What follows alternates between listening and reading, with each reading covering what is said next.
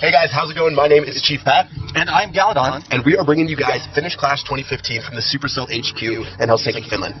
It's going to be a fantastic event. This is actually the 6th Finnish Clash tournament, but it'll be the first that is hosted by Supercell and live streamed.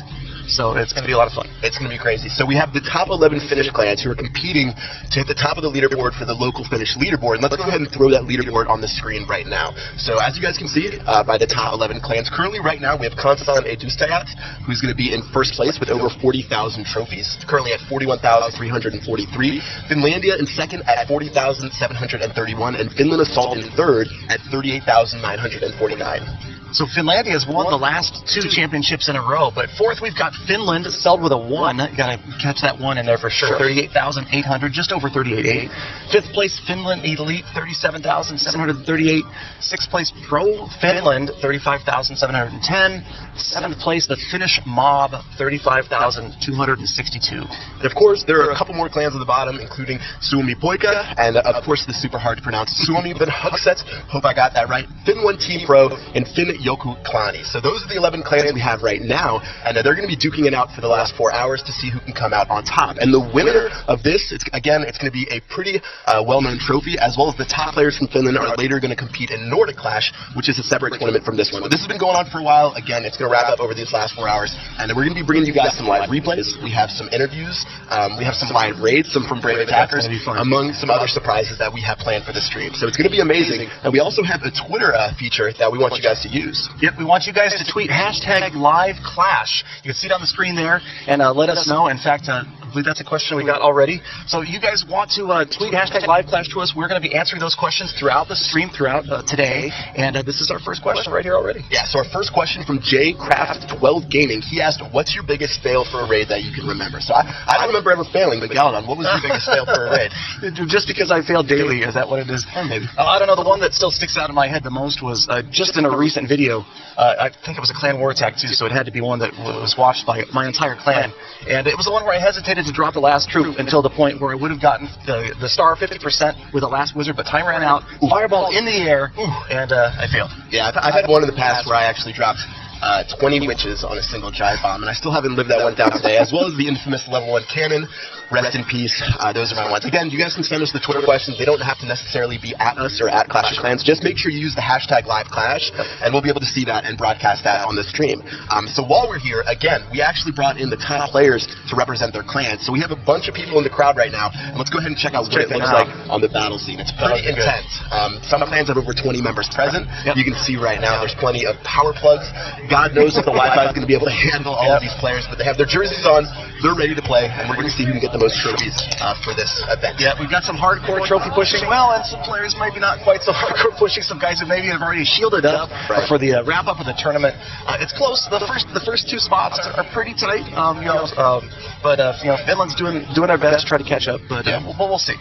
Yeah, Finlandia, again, they are the back-to-back champions, and this would be the three-peat that everyone's hoping for, but, Kansan Edustajat, again, I've been working that on the mirror for the last couple of days, is going to be pretty tough to overcome over these last couple of hours, so we'll see if they can pull it out. But while we take a quick break, we're actually going to go ahead and check out a clan spotlight, where we have Suomi Poika, who are looking to make a push towards the cup.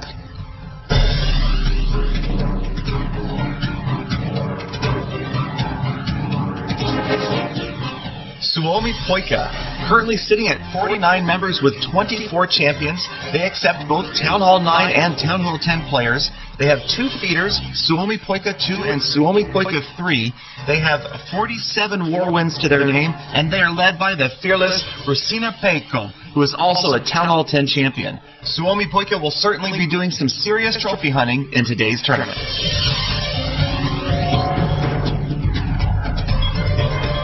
Some of those clan names can be a little bit hard to pronounce, but we've had a few days to practice, so it'll be interesting to see some of the more of the later clan spotlights.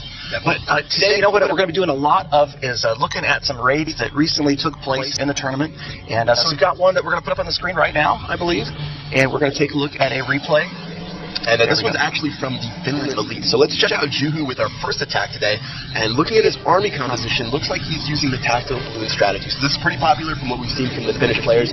Why don't you go ahead and run us through the beginning of this attack, Aladon? Yep, you can see he's already dropped a rage spell. We've got that defensive lava hound, which we're seeing more and more of. This is a super popular attack because the players really feel it's safe to get that 1 star. And so you can see we've got another rage spell drop down already. Working on getting those outer buildings with the minions. Pretty successful so far. Yeah, I think things are looking pretty good for Juhu. Again, he still has 4 balloons, 31 minions left, as well as I'm sure he has some balloons in his clan castle if I was guessing. But again, that lava hound is going to be a big annoyance, especially for those minions. It's going to take a long time to burn through them. And we sort of have to analyze where he's going to attack from next. And again, it looks like he's going through the bottom right-hand side, and he's trying to pierce those balloons on the outside, but he's not dropping enough minions, and he doesn't have enough cover up front. I totally would have recommended going for that air defense first, but it looks like he's just going to scatter some minions here and there, and it might be tough to try to get those last couple of percentage points with his king and his queen. Yep, 33% damage. He's got 2 spells left and big old level 40 heroes, so hopefully they'll be able to save him. He's also got 4 wall breakers up. Finally getting the last of the lava pups out of the way. That took quite a while. And he's got some time to think about this one and where he's going to get that last 17%. Yeah, it's going to be a little bit of a choice. He doesn't have more than 2 buildings outside depending on what side of the base he attacks from. So it really just depends if he wants to go in or maybe go conservative and go for the right-hand side. But again, this base still has the king and the queen up, so those could be a nuisance towards the end of the raid. Yep, and we see some ground troops coming out from the clan castle, and it looks like he's broken that wall. He only had 4 wall breakers, so this is getting critical right now as we watch those units heading out and going to meet that last minion. But they're minion versus barbarian. There comes the king and the queen, so he is coming from the top left. Yeah. This could be interesting. This is going to be bold. He doesn't have a jump spell to breach those layers of level 11 walls, so he's dropping some balloons behind those, and I forgot that he had those balloons left. You know, I think he might have been better served if he dropped those balloons at the bottom when he used those minions, but it looks like he's just going straight for the town hall, and he's saying 40% is for Sissy, so I'm going for that 2-star on this raid. Alright, so he's at 42% right now. The balloons did a pretty good job breaking through those first layers. They did take care of that first Inferno Tower, but again, the king and the queen are still up. There still is a skeleton trap, so it looks like this one's going to come down to the wire. Royal Cloak. There's a Royal Cloak. Look at that. She's going to get that town hall. Yes, before the skeletons arrived, she got the town hall, but we're stuck at 49. So close. Ended up with a 49%. You know, it's better off than a Gallifale at getting 0 stars on the raid. So I'd say that one went pretty well towards the end of the raid. Yeah, that was surprising. I was predicting 50% and not the town hall, and we ended up with the reverse. We got the town hall down, but not quite 50%. So 4 trophies, not a bad take. Definitely better than a loss there. Right. It was pretty bold going for the town hall at the end there. It did work out. And let's actually go ahead and hop right to our next high-level replay, which is going to be Tilly of Swami Venhuxes. Yes, that is the correct pronunciation. And look at this. He's in the Champions League, and he found someone at Town Hall 8 with, I think I see some level 4 walls. Yeah, that is a common base design, but yeah, that Town Hall 8 stands a little or no chance here, so it'll just be interesting to see if he deploys all of his army. He's got all of the lava hounds down there already, so he's going for a total wipeout here. He's not leaving any question. He's using the bulk of his units right away, and I wouldn't be surprised if the heroes aren't even really needed to wipe out a 3-star here. Yeah, if he didn't get 3 stars, I think someone might kick him out of the building, so he's going to try to wrap that up as soon as he can. He still has level 31 and level 35 heroes with the king and queen respectively. So this one should be a slaughter unless something just goes insanely wrong. He still has his clan castle, and he still has plenty of balloons and minions, and those lava hounds are not even going to be close to getting pierced by the level 4 and 5 air defense that this Town Hall 8 has. Yeah, it's tough. Those Town Hall 8s that are pushing up to the upper masters and champion leagues, you see a lot of them, and all that work for Town Hall sniping or grinding with those troops, and then you see somebody come in and just wipe them out like this. But it's going to happen every 12 hours, so yeah, it's pretty surprising to see a Town Hall 8 up there. I know I did a defensive champion push. Have you made a push with a lower level base before? I have not. Okay. I thought I saw that either you, maybe it was Daddy Clash of Clans, who had the lower level Town Hall that pushed towards the Champions League. We've seen some crazy low level Town Halls get up there, so I guess Town Hall 8 shouldn't be really too much of a surprise. So 91% right now. Looks like he's just going to go ahead and finish it off by attacking the rest of the base. Now I'm going to be surprised to see how many trophies he gets from this raid. Let's go ahead and see what he's going to get. A total of 1 for that 3-star. I'd say maybe a little overkill, but you know, nothing like asserting your dominance at the beginning of Finnish Clash 2015. Yeah, I don't know. Those one trophy offers, you just need 1 star, and you get that trophy. So he was just maybe putting an exclamation point on that raid and wiping it out completely instead. Yeah, nothing better than finding a low-level town hall when you're up there. Plus, you get a free loot, as well as the Champion League bonus. It's going to be pretty significant. So let's go ahead and check out the crowd right now, see how many people have poured in at this time of the event. Looks like we got a pretty good amount of clashers. We're going to throw on the audio feed as well. Many of them are focused in. I'm sure it's going to get more rowdy throughout the event as people are having a good time and it comes down to the wire, but you can see all of those plugs. It is going to be an electrical overload. It is. It is a massive use of electrical and, of course, the internet. yeah, the Wi-Fi. They did upgrade the Wi-Fi this event. I can assure you guys. I've used the guest Wi-Fi before, and I've had trouble, so let alone holding over 100 clashers. With some of them have maybe like 4 or 5 iPads with them for their clans, so it's going to be pretty intense to see what happens with this. Definitely. So we're going to have 2 more pairs of replays, and we're actually going to go ahead and check out this base right here, which is Luku Tappi. He's going to be attacking Supato 78, and Luku Tappi is from Finlandia, who we mentioned earlier is the back-to-back champions, and they're trying to repeat for a 3rd time and get that illustrious 3-peat. So let's go ahead and check out this one goes down using the Lava Lunian attack. Yep, and Luka is above 1,000 trophies, so this is a pretty significant raid that's happening right here. So it'll be interesting to see what type of trophy count he gets out of this, champion versus champion. And I like the strategy. I like the idea of using those minions on those unprotected buildings right in the beginning. Definitely a layout that he likes to see for the beginning of this attack. Yeah, you definitely want to take care of a lot of those buildings at the beginning, because it makes sense to do that now, because if you try to just go all out in the beginning, sometimes your minions will get caught behind destroying some of the buildings from the outside when they could be in the center of the base, destroying valuable defenses as well as in Town Hall. So he took care of those buildings in the top left and top right, and now he's going through the bottom with an all-out Lava Lunian attack. Yep, here they come. 3rd raid spell already down.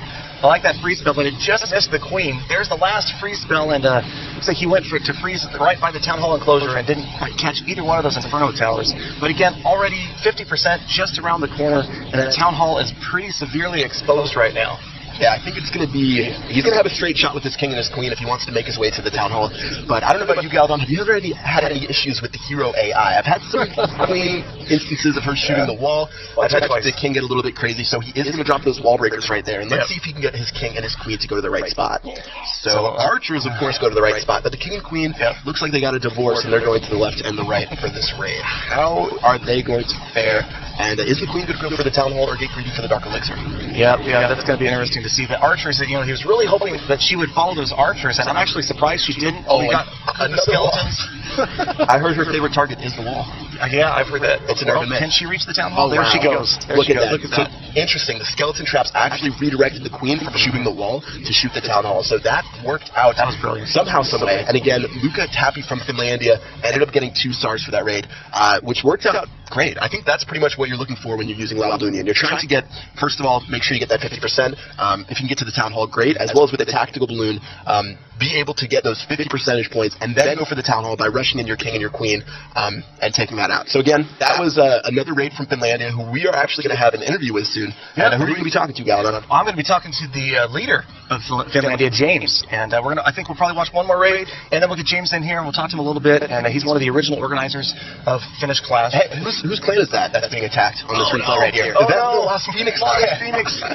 Oh man. Yeah, Lost Phoenix looks like they're getting attacked. One of our higher level champion players, King D, is getting hit here by that player there from Finland Assault.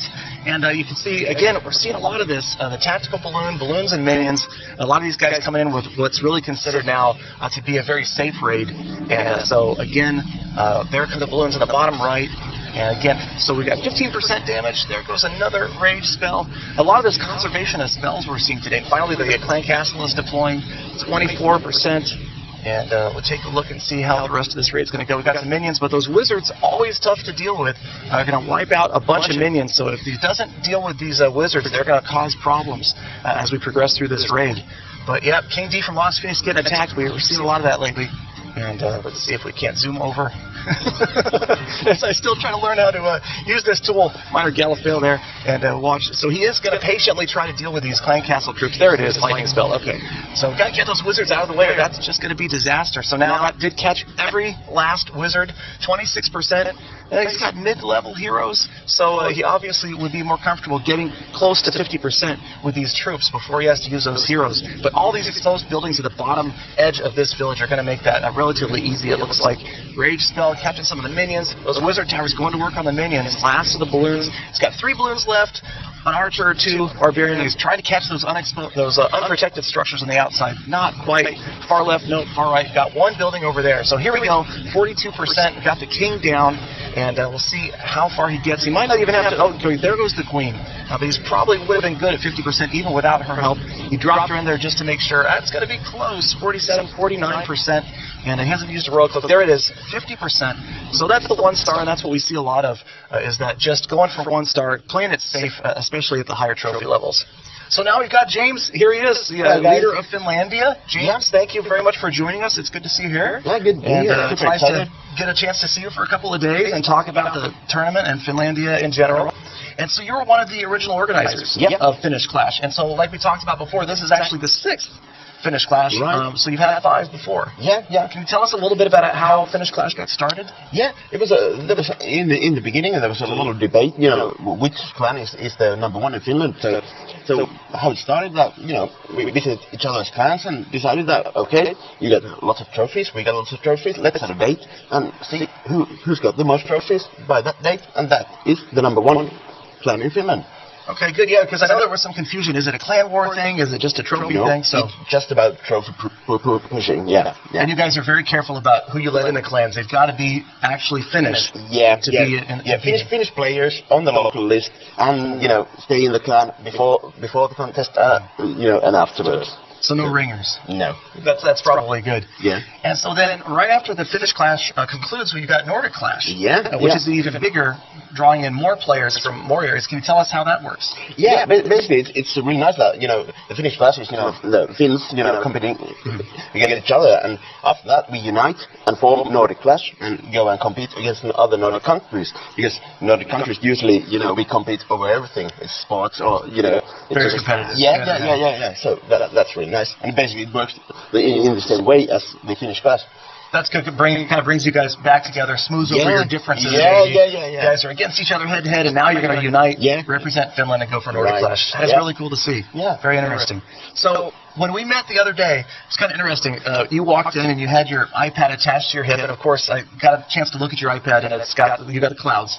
And I think you're around 4,200 or so at the time, and very focused. And he's sitting there casually talking to us, and we're all kind of just conversing. And there's several of us in the room, and all of a sudden you just see James stop and jump up, and he just goes dead quiet, and the conversation is over. And we immediately realized he had found a big offer. Yeah, a whale. A huge offer. Huge offer at 4,200 trophies to find a 51 trophy offer. Amazing. And so I kind of leaned over your shoulder, and as soon as I saw the trophy offer, I just backed off. And I was like, okay, let's let James concentrate on this.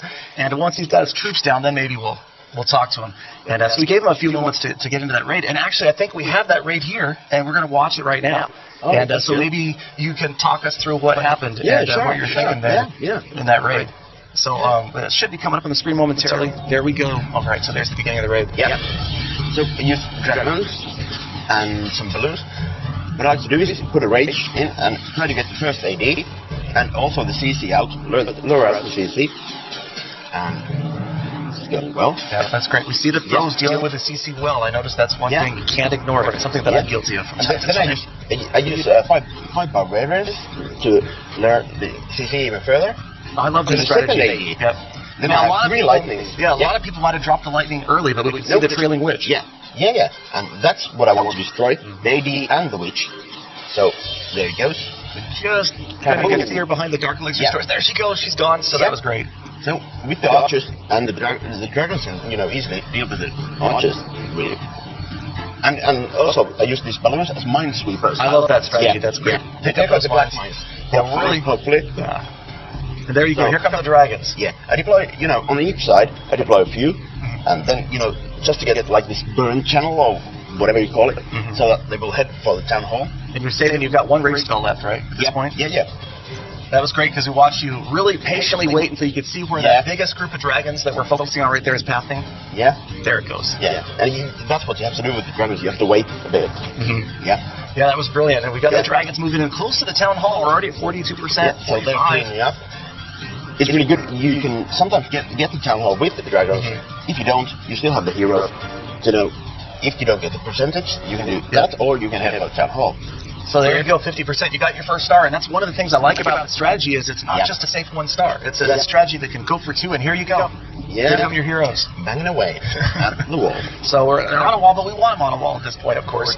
And it looks pretty good at this point. We're close to the town hall. There's not a lot of protection, but then these balloons come out. Yeah. That was painful. We saw the balloons come out and knew immediately that king was just going to get barraged. Yeah, and of course it's a 51 offer. My hands are trembling. So I saw that the king goes down in a flash, and the queen finally gets that last balloon out of the way. Here she comes. Looking good, looking good. Wait for it, wait for it. What's next? Will she get to the town hall? It's got the clan castle. Yeah. There's Skeletons! You gotta love them. Actually, I want a t-shirt. I hate skeletons. Oh man, that's just, it's so funny. So look at that. Look at 1 star. It's still 17 plus trophies 17. for 1 star. That is just such a huge catch right there. And it's funny, if you're patient, which you obviously are at 4,200 trophies, to see stuff like that is just is amazing to see that those giant offers like that. And so well done, and it was an exciting raid to watch. And thank you again. I wish Finlandia the best of luck. Thank you. You know, with attacks like that, you know, maybe you guys can push. I know there's a few hundred trophy points that you guys are behind the leaders there. And I wish you guys the best of luck. Thank you again, James, for coming out. And it was a pleasure. Yeah. Okay. So, hey, we're going to take it up to another replay right now and look at another replay, and maybe we'll get Pat back in here to help me out with that. But very cool to see James and James's replay. And so what we've got now is actually our first ground attack of the day that we've seen, and that is from the Great Fetty of Finland Assault. And this was also a pretty big trophy offer. Pat, thanks for coming back. Appreciate it. Check out, we've got a ground attack here. We've got, looks like Go Wee Wee, actually. All right, well, it looks like I'm back, and this is one of my favorites. I used this way back in the day. You can see he's using 3 golems, 3 witches, a bunch of wizards, and wall breakers. And this is definitely the old school Go Wee Wee strategy. A lot of people nowadays have been using more golems, but this still should be plenty effective at Town Hall 9. So let's see where these golems go, and let's see if they can sort of stay spaced out apart, so he can try to get maximum amount of damage against this base. So it looks like they're going in the center. 1 golem did go up to that archer tower, which is really, really good. That way he doesn't get too clumped in the center of his base. And his heroes, his witches, and wizards should be doing a ton of damage from the back as he drops the rest of the wizards right now. Yep, and again, we're seeing a lower level base that's ventured way into Champion League, and so that's tough for him. He's a big trophy offer, and you saw some of those brand new wizard tower, early mortar towers, early wizard towers, and so you know, it's once again whatever trophy offer it was, it does not look like he's going to be able to stop this assault from Finland Assault. Ooh, nice pun you got there. Yeah, he's going to be doing a lot. He's also getting a lot of loot. You can see how full those storages are. So a pretty good raid from the Great Fetty. We can see how many trophies he's going to get, because this is a champion on champion battle. Again, a lot of these guys are upwards of 4,000 trophies. We have a couple people here today who might even be doing some live raids later that are top players who have even over 4,400 trophies. So there's a lot of great clashers here. Again, this raid right here was solid. It was against the Town Hall 9, so you would expect a lot of damage done. And he pretty much did his job. He went through the steps, and he was able to get the 3-star against Talks from Ingaitum. All right, so let's go and check out what he got again. 30 trophies in the Champions League. That was a fat raid. That was really, really nice. I know whenever I'm in the Champions League, if I see anything above 15, I go crazy. So that was amazing from Fetty. And yeah, he pretty much just had clockwork rating that. Yeah, so we've seen 2 huge trophy offer raids between James, who was just here, and that one. I mean, it's, you know, again, it's patience. These people that are willing to spend the time to wait for those big offers, and they come in no matter where you are. And so we're getting right back into the next one. And oh boy, we've got Swomby Van Hookset on Taurus from Swomby Van Hookset, and we're back to the balloons and minions. Yeah, it's sort of been taken over, especially when the lava hounds came out. The skeleton traps do provide a little bit of resistance, and they can be a pain. As you can see, this guy does have the air skeleton traps, so let's see how his balloons get through it. But this guy only has level 5 air defense, and something that I like to preach is upgrade your air defense as fast as possible. I know upgrading to level 6 can be a little bit of a pain, because I think they're upwards of 2, maybe 4 million gold. I forget exactly which one, but it's pretty expensive, and he might have to pay for it for this raid. Yeah, once again, we're seeing a lot of this domination of the lower level town halls, lower level defenses, and but you know, we're just watching replays today from these top 11 clans, and so you know, the clan points that they're accumulating, even though obviously, like we see on the screen, Kansan Edu Stayat has a commanding lead. All those other clans, even the clans at the bottom, are really pushing just to see how high they can finish on that leaderboard to get ready for Nordic Clash.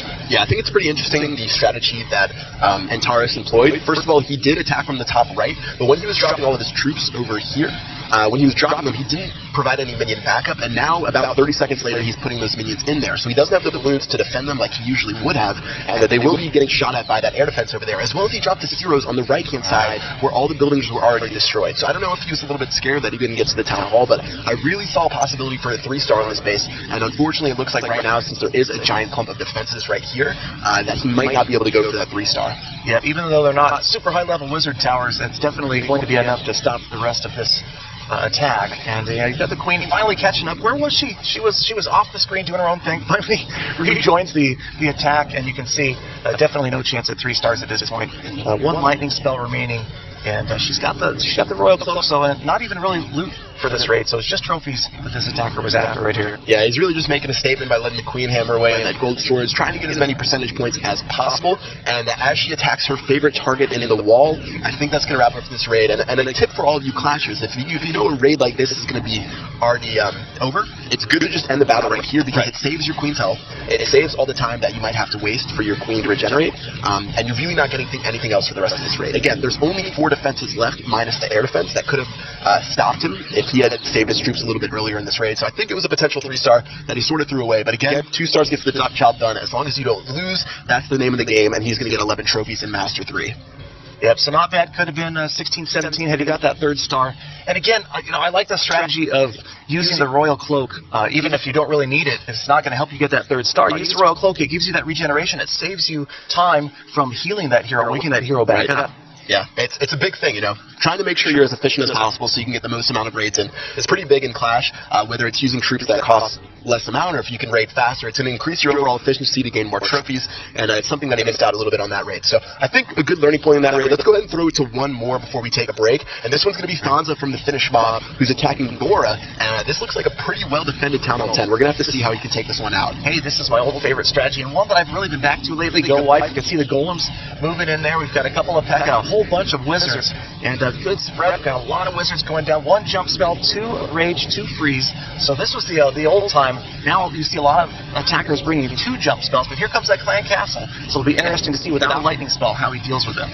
Yeah, I think he didn't bring enough wall breakers, or he didn't bring a 2nd jump spell. He did place a pretty nice one for those 2 layers of walls that he did cover, but he sort of made a choke point for his troops, and this is turning out to be pretty dangerous for all the witches that he had. Yep, you can see he's extended his last freeze spell, and that's frozen the witches that came out of that clan castle. I believe there was the last rage spell, and this happens to me time and time again. You see this giant conflagration of troops right in the center, and it's hard to tell who's going to come out victorious, but we're only at 21% damage. It's not looking good. We've finally seen damage on the town hall. Look at the attacking queen. She's got past the town hall and take out the defending queen, that is who managed to survive the attack. Look at that. She's got maybe 2% health left, and that town hall did not go down. Yeah, I think at this point he sort of has those 4 archers left looking around the base. This is a period for all clashers. I don't know if you've had this like me, but whenever I fail a raid and you have those last archers left, you sort of look around the base hoping that you can see something that you can attack to somehow possibly win. But unfortunately, Fonza will have to face the music, and he's going to have to end up losing 21 trophies, and that's going to be a big loss for the Finnish mob. They're trying to make their way back up. They're not in the top 3 right now, so that's a pretty significant loss for one of their top players. Yeah, and that was our first fail of the day. And you can see the defender Bora didn't have a shield, so maybe there had been that indication that clan castle might have been empty. And when you see those clan castle troops come pouring out, despite that fact, including witches, that was definitely an unpleasant moment for Fonza. Yeah, he definitely fooled him by leaving the tombstones outside, not having the clan emblem, to where he might have thought that he was safe from the clan castle troops. Usually that is the case, but unfortunately for Fonza, he ended up getting smacked by the clan castle troops, and he lost the trophies for that raid. So let's go ahead and check out the first Twitter question that you guys have sent to us at the hashtag #LiveClash. This one is from @COC Moments, who asked, can a max Town Hall 9 player defeat a nearly max Town Hall 10 player? Hashtag #LiveClash.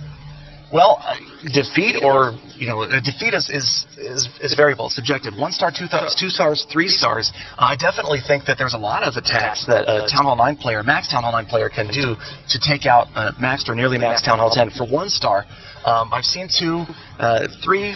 Go Wipe and Go Wee Wee, I think, are pretty popular down there. You do get the Lava Hounds as Town Hall 9 as well, so you can employ a lot of the same strategies, but you're not going to get the full amount of troops in your army camps. You're going to have 20 less than a Town Hall 10 would have, with a max of 240. So you're going to have less troops. Your troops are going to be less upgraded, but you can sort of employ the same tactics. Back in the day, you might have had a chance with Hog Riders before they stuffed the giant bombs, but unfortunately, RIP Hog Riders, that does not work anymore at Town Hall 10. I think a big difference is the settings on the Expos and the Inferno Towers. I mean, if you see grounded Expos and single target Inferno Towers, then yes, I think that there's Town Hall 9 air attacks that can 2 or even 3-star a maxed out Town Hall 10. It really, once that happens, it depends upon the placement of the air defenses. But that is just a big mistake that we see occasionally in Clan Wars now, with players leaving their Expos set to ground, leaving their Inferno Towers set to single. Definitely. Well, we're going to go ahead and take a break right now. We're going to throw it to a commercial for you guys. You guys might remember this commercial from your favorite American sporting event, the Super Bowl. I do make a cameo. Make a lookout for this side of my face, and go ahead and check out the commercial Revenge.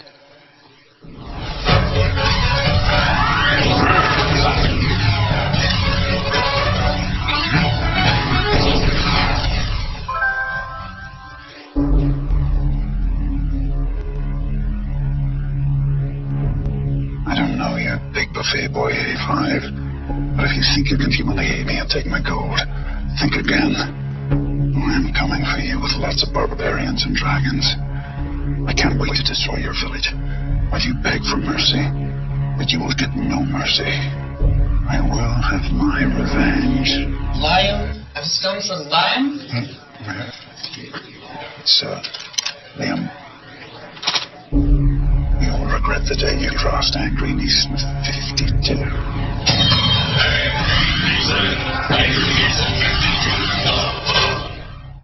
There he is, Super Bowl star. You see that happen? Half a Chief Pat's face. Hey, luckily they got my good side, you know. That's all I could have hoped for with that. Welcome back again, you guys. We are at Finnish Clash 2015, the biggest Finnish Clash tournament that there is, where the top 11 clans are duking it out. And so far we've had some good replays, we had some gala fails, but things are getting pretty intense. So yeah, let's go ahead and take a look at the current rankings right now. If we can bring that up on the stream, we have Kansan and Dustayats, who again, they are leading the pack at 41,348 trophies, with Finlandia, the reigning back-to-back champs, at 40,754. You're getting better and better at pronouncing that leading clan there. I'm just going to leave that to you. I might secretly be a clan member. So you never I know. don't know, or maybe secretly Finnish. So Finlandia was trying to catch the number one. Number one. So, but you know, we've got a lot of other clans that are vying for those other spots. Obviously, there's a pretty big gap between second and third. But again, we've got a lot of players out there that are doing their best to grind some more points, maybe move their clans up so they can be set for the Nordic Clash. Yeah, Nordic Clash is going to be a big event. I think something that we could check out right now is going to be our second clan spotlight. So for our second spotlight, we actually have Pro Finland, who are looking to make a mark on this tournament. So why don't you guys go ahead and check that out?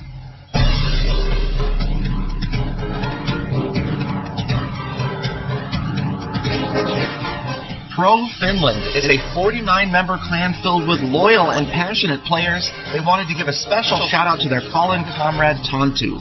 Their leader is Macaulay, who has never played in another clan and is known for making great sacrifices to stay true to his own clan. Pro Finland will definitely be vying for that top spot.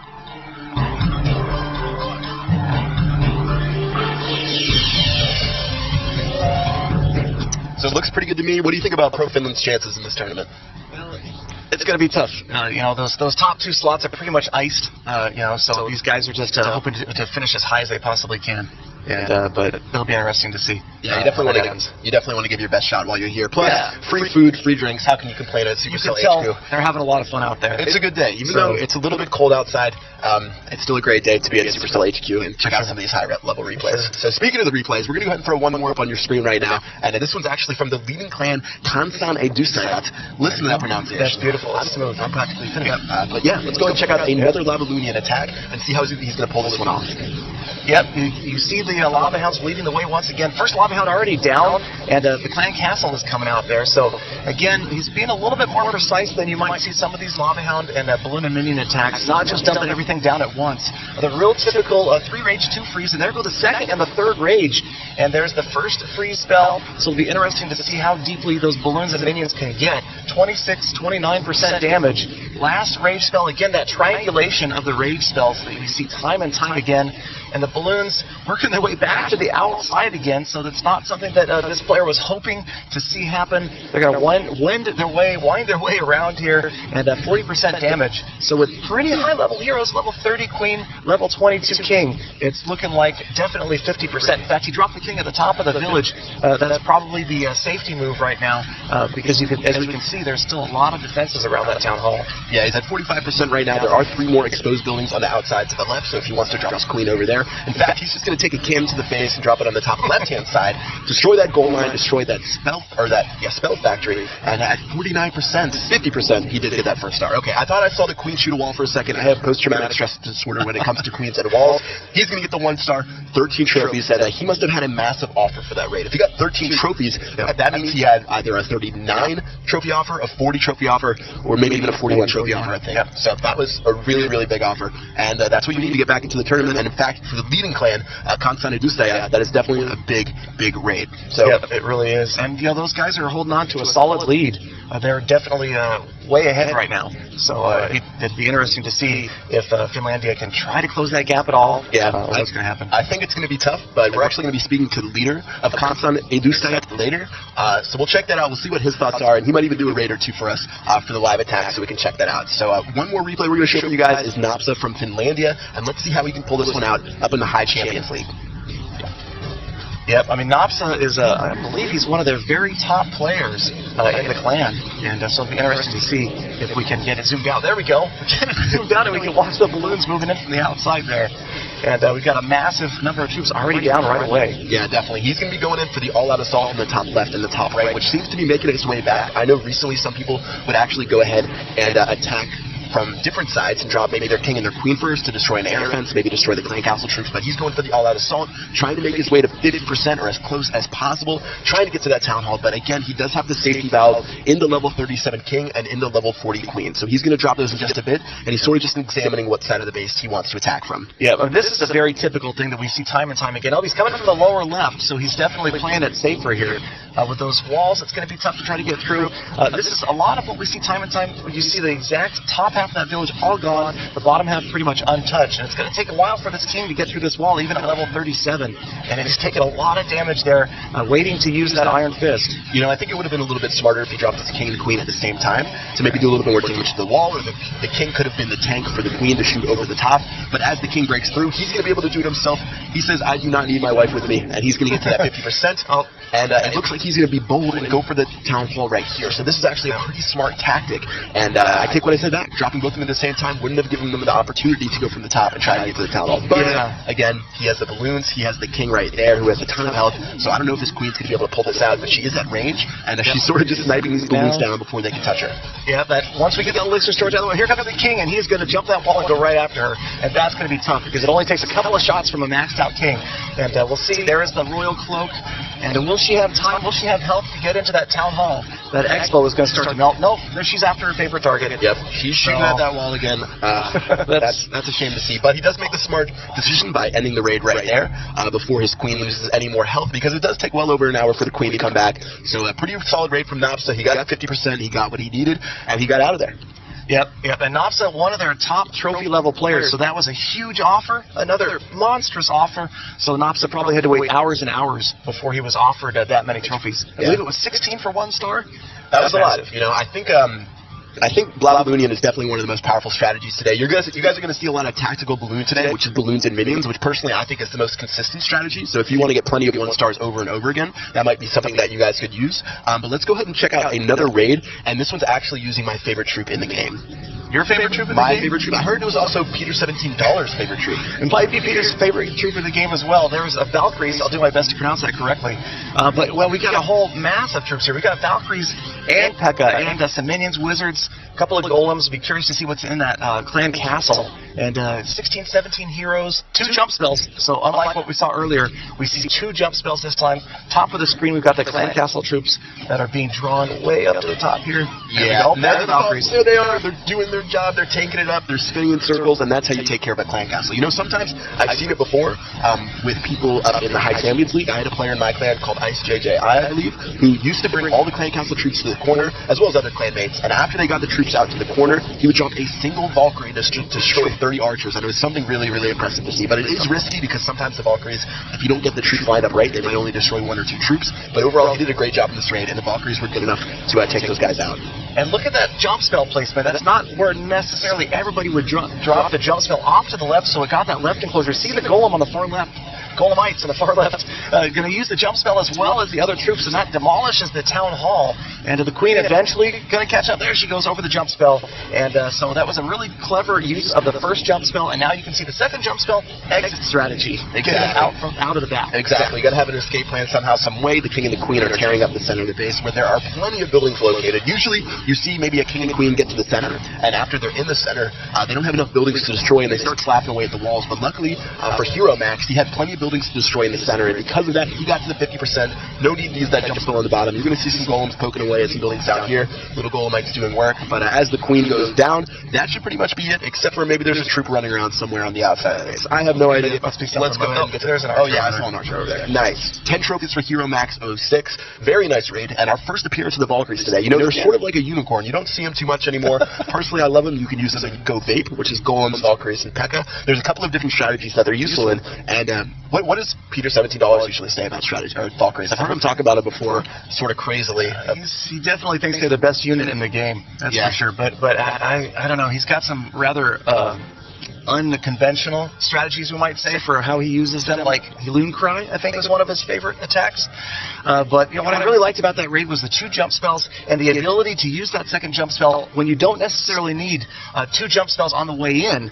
You know, it's all about thinking on the fly, and this game is so much about adjusting based upon where your troops are pathing and how many troops you have left, and you know how quickly, because it's hard to predict, even with these real strong attacks, if you're going to be at 2 stars or you're going to be struggling for that second star. And in that case, I've seen that attack before. Actually, Clash on Gone did that. He called it jump in, jump out. Nice plug. And it was kind of like you're in, and you use that to keep from getting stalled in that center enclosure. Yeah, it's a shame you don't get your troops back, or you could sort of jump spell back to the old waterfall. That would have been nice. Anyways, let's go ahead and throw it to one more replay where we have Osk from Finland Assault, who's actually attacking Revon from Reddit Arcane. Yep. So we've got a Reddit clan who is the receiving side of this attack right now, and 4 rage cells this time in that outside town hall.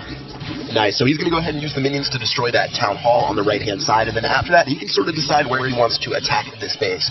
So personally for me, he is using the tactical balloon strategy, which I talked to you guys about earlier, with 28 balloons, 35 minions, no lava hounds. And usually with the strategy, you're just going to make a circle around the base with your balloons, sort of attacking from 4 different sides at 4 different periods. So you can see he's going in now. He drops about 7 or 8 balloons, and then he follows up with some minions behind them. So same thing on the left-hand side. He's going to drop some balloons there with some minions behind those guys, and then same thing on the top, and he's just going to sort of float balloons around the base, and then after that, he'll get his minions to destroy the rest. And usually I see people drop minions directly after, but he's actually saving his minions until the very end, I guess. Yeah, interesting. He's got 32, and now they're starting to go down, and I love this precision deployment of the minions. So you're not just massively dropping, you're not dragging your finger around the screen. He's just dropping 1 or 2 at each building out there, and especially a lot of those minions can handle more than 1 buildings in the far outside once all those archer towers are gone. Yeah, he's doing a great job. He's taking care of those buildings on the outside with the minions. Of course, he still has his king and his queen left, as well as 2 rage spells to make him plenty angry to destroy those buildings. So let's see where he has to drop those, if he even has to drop those. But you know what? I think he actually looks good to go by judging these buildings on the top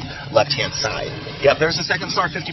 Teslas pop up to expose themselves, and that's pretty solid attack. 2 stars, so despite the snipe town hall, he went out there and got that second star, so I'm imagining that he's going to end up with a pretty good trophy count. Here come the last of the minions from the bottom right. The disrespect, he must have a vendetta against Reddit Arcane. They must have had a clan war a while back, but it looks like he's going to go ahead and attack that cannon and that elixir storage right there. Just giving a shout out to that Clash of Clans subreddit, and as you destroy those final couple of buildings, that should wrap it up for Osk, and I don't think he's going to drop those heroes. I know he was trying to oh, there he goes with the hero. Wow. He really has no respect for Reddit Arcane. He's just dropping everything he has. He's throwing in his own insult to injury. Low-level heroes, too, and this kind of just shows that Osk, is it from Finland Assault? He didn't even need those heroes to put a 2-star victory, and he only used 2 spells. Yeah, you see he just destroyed that wall right there. He had no respect for any part of Revon's base, so that was a very nice 2-star. I like the tactics that he deployed there. Personally, for me, if I feel confident about a raid, I'll drop some healers in the very beginning to let them sit there, and just get shot down, just so they know that you pay them no respect. But personally, that's just me, and that might be a little bit mean. right, let's go ahead and actually check out the crowd feed of what we have of Finnish Clash 2015 right now, and let's see what people have going on the floor. So plenty of trinks being tossed around. You can see multiple iPads for different players. Those guys are hanging out, taking some selfies over there. It's pretty amazing to see what Supercell has with this place, and it's looking good. You know, this is a pretty exciting event, and maybe we can do something like this back in DC, back near my place sometime. That would be fantastic. You can see the timer on the top left of the screen. There are 2 hours and 41 minutes left to finish Clash, so the time is starting to run short. It's not going to be much longer, and they'll be crowning a victor out there. Yeah, they got to really try to make sure they get those last raids in to make the push towards the top, and you know, I think it's going to be tight. I have hopes for Finlandia. They are one of the most renowned Finnish clans that there is. They've done plenty of pushes. They've had plenty of top players. They are the back-to-back champions, so I would be surprised if we don't see them gunning towards the top with their top players here. Because again, guys, when it comes to trophies and your clan score, the top 10 players can make that big push. If you guys didn't know, the top 10 players account for 50% of your clan trophies. So it's really about those top guys if they can make that push and get to where you want them to go. Yeah, it's interesting to see because we've seen some players that are already shielded out there that are afraid of maybe losing that big raid because that is going to make a significant rankings difference. And so we'll see what the strategy is to play it safe or to go aggressive and try to get those last-minute trophies. But, you know, it was interesting. We're seeing a lot of lava looning attacks, and but we've seen one Go Wee Wee. Yeah. One Go Wee Wee attack so far. And I know that you did a guide recently. I did. On Go Wee Wee, I think. I did do a Go Wee Wee guide, and actually we're going to go ahead and throw that on the screen right now for you guys to check out if you're trying to improve your attacks.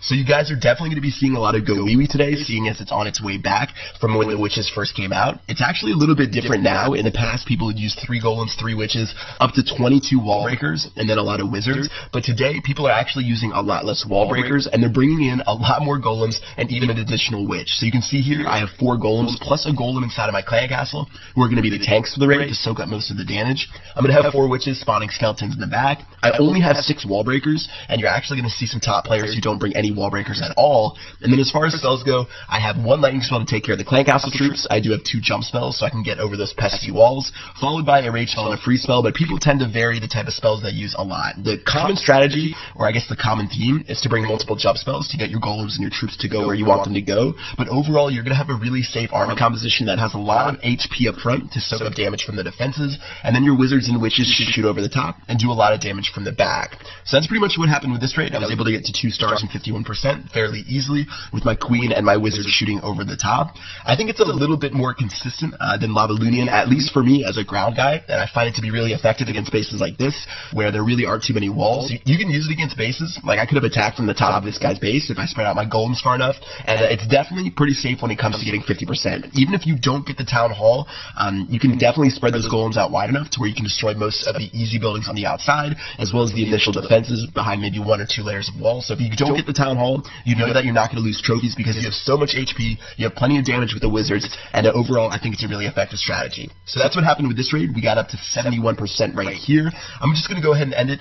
It was a 19 trophy offer, so I got a pretty decent amount up in the Champions League, and let's go ahead and do one more raid and check it out. So this base definitely has a lot more walls than the last base, but it still should be super effective, and let's go ahead and start out by dropping our golems. So I did get a little bit lucky by deploying the giant bombs in the very beginning. I really only suffered, I think, 1 wizard as a casualty, so now that those are out of the way, I know for the rest of the raid I'm going to be solid to get to the town hall, and I'm not going to have to worry about my backline being assassinated. Alright, so the golems are down, most of my wizards and my witches are down. I still have a couple of wizards left. I'm going to drop those guys right now, as well as my lightning spell on the top left to take care of the clan castle, and as my troops make their way through, it's going to be a little bit slow, but on the bottom right-hand side, you can see my king and queen doing a good amount of damage. And even though most of my troops are going to redirect to that right-hand side, over to where the king is, my queen still will be able to shoot down the town hall, and overall, it made for a pretty easy 1-star right there. And let's go ahead and see if we can get 2. So again, since most of my troops went to the right-hand side after the expo went down next to the town hall, I'm going to have plenty of guys on the right-hand side to take care of those defenses, and we should be able to get to 50%. And yeah, overall, things turned out really well for the raid. We did have 1 more giant bomb that was on the right-hand side that I think took care of like 6 wizards, which made it a little bit tricky at the end, but we still got 2 stars for the raid, and that's going to do it for this quick Go Wee Wee guide. Let's go ahead and head back to the stream. Wow, so that was an impressive guide from whoever that Clash was. You must be really good at Clash. You're extremely good looking. Yeah. Definitely. Okay. Yeah. So Gowiwi is pretty popular right now. Again, it's on its way back. I've been testing it with 4 or 5 golems to a lot of success. And let's go ahead and hop right back into the raids. And we actually have another raid from Thonza, who's trying to make a little bit of a revenge after he had a fail earlier today. So he had one of the fails earlier. I think he lost 21 trophies. So raiding Jamie Sean, I think that's right. I forget the pronunciation. Anyways, raiding Jamie, he's going to go ahead and attack and try to gain some of those 21 trophies back. Yep, you can see how he spread out his wall breakers, and it wasn't as effective as he had hoped. And the golem's kind of confused there. Now they're finally going to hit through those openings. He's got his heroes down already, and they're going in through different enclosures. There goes another rage spell. There's the freeze, and that was a jump spell, going to get them into that inner enclosure. But again, we're seeing Clan Castle troops come out, and there's no lightning spell to deal with them. We're in close to the town hall, but both infernos. There's a freeze spell in the far inferno. Near inferno, there it goes. It's finally down. The queen again catching up, and it looks like she's going to work on the town hall. But we're only at 33% damage. Looks like nobody is going to stop the queen. She should get that town hall out of the way. Royal Cloak, there's the first star. Nice. Well, he got the first star. That is what counts. I don't know if he's going to be able to get 2 stars, though. He still has plenty of buildings to take out. Unfortunately, he wasn't able to spread his troops out a little bit farther to take care of those buildings on the outside, and it might be a struggle to get to that 50% and lock himself in that second star. But again, he might have been tilting after that first loss, and it's always good to bring yourself back. He does have his clan council left, which he might have forgot about in the beginning of the raid, and that could have made the difference to get him to 50%. Yeah, absolutely. 3 stars. Or, sorry, 3 trophies. 3 trophies, 1 star. So, yeah, no, I hear that all the time from players in Lost Phoenix who lose 2 or 3 raids in a row.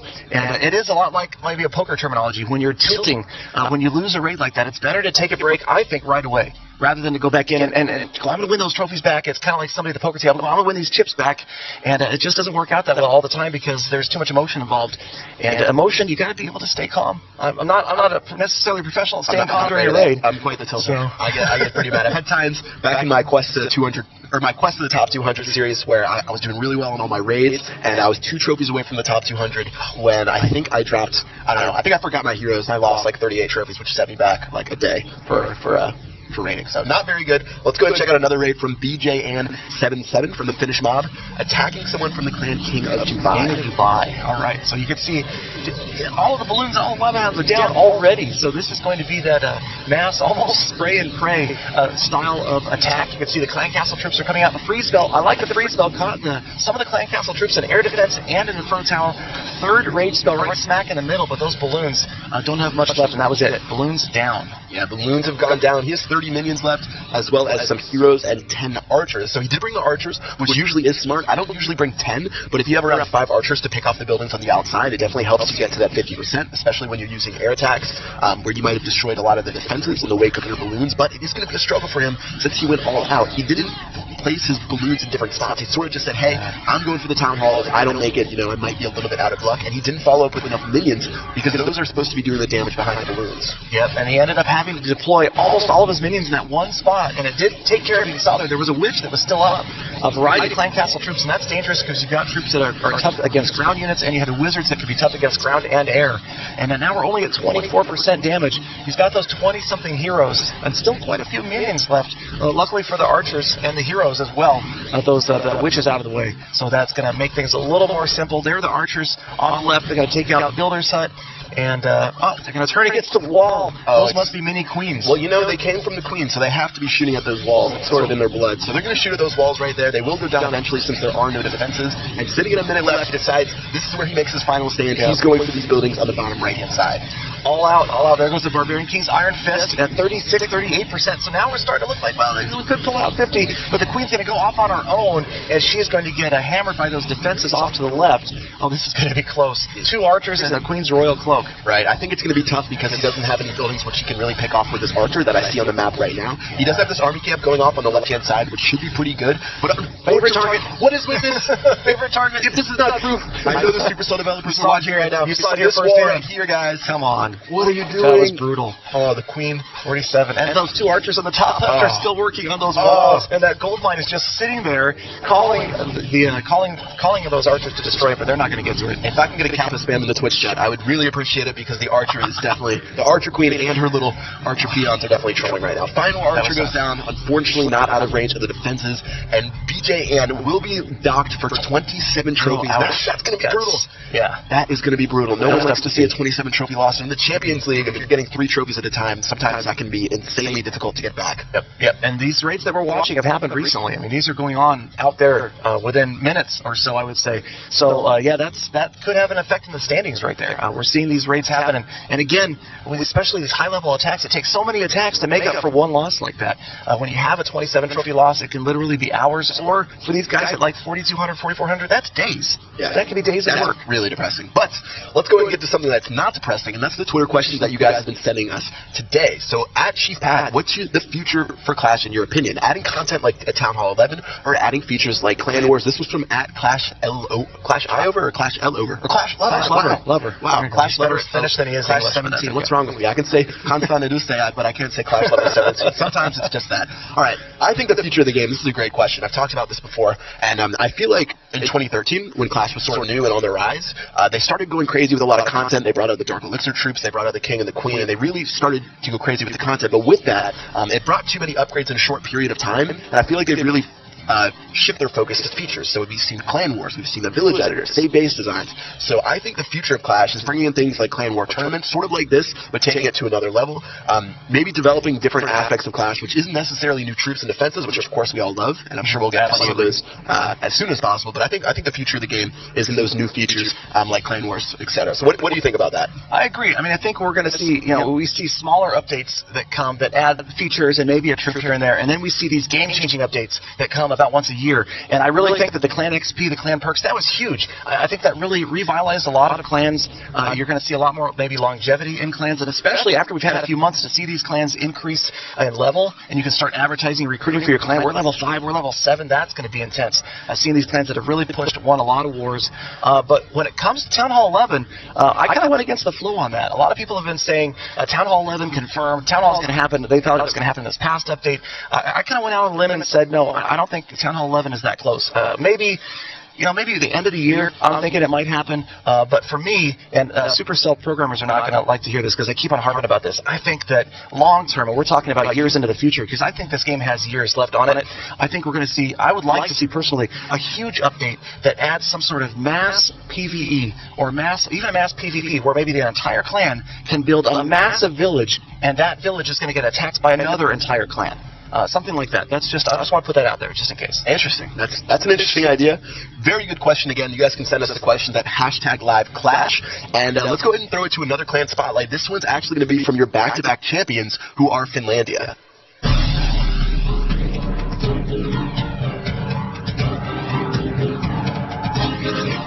Finlandia. They are a 49-member clan that is very familiar with the global clan leaderboards. With 15 clans in their family, they have bred several of the world's top players. Led by James, Finlandia will certainly be a force to be reckoned with in today's tournament.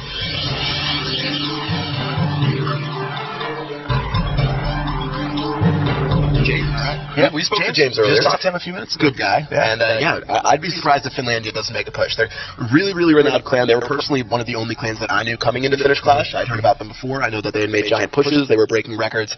But Constant Edusei is going to be a tough run to do. It is tough. Yeah, I mean, I can remember looking on the leaderboards and seeing those Finlandia on the leaderboards a lot. Top 50 clans most of the time. And so they're definitely, it's frustrating for them. And I could hear that frustration in James's voice this week when I talked to him.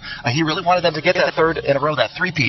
But it's going to be tough. Even just a few hundred trophy points at this point is going to be difficult to make up when we just have a couple of hours left in the tournament. Yeah. Let's go ahead and check out a raid actually from Finlandia. Excellent. Speaking about them, and this one's actually from Oskul, who is one of their top attackers, and he's using Lava Lunia against a base that has no heroes and no clan castle. So this could be a slaughter. Yep, this is definitely going to be an advantage on the Finlandia side against that defender there. And you can see those attackers, the attacking troops moving in, getting close to that town hall. This is more traditional. This is actually more like what I would do when I use the Lava Lunia attack. He's got that triangulated rage. He's got that last free spell already used, and we're way past the town hall. I mean, you can see that town hall just completely exposed. Almost the entire inner enclosure is just vaporized at this point. Yeah, unfortunately, those beautiful level 11 walls are doing absolutely nothing this raid. They're floating right over them, dropping bombs on the base, and there's only a few more defenses left, including this air defense right here, which are going to be able to protect from this air attack. If he doesn't take care of those troops soon, this one could get bloody for our person who is being attacked,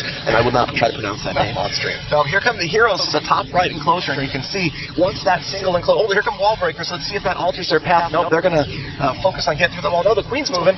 So yeah, this is pretty much, we see what's happening here is the time is running out because that last structure, the dark elixir storage, is about to go down. Great. Well, it looks like that was it for a good raid from Osfuel.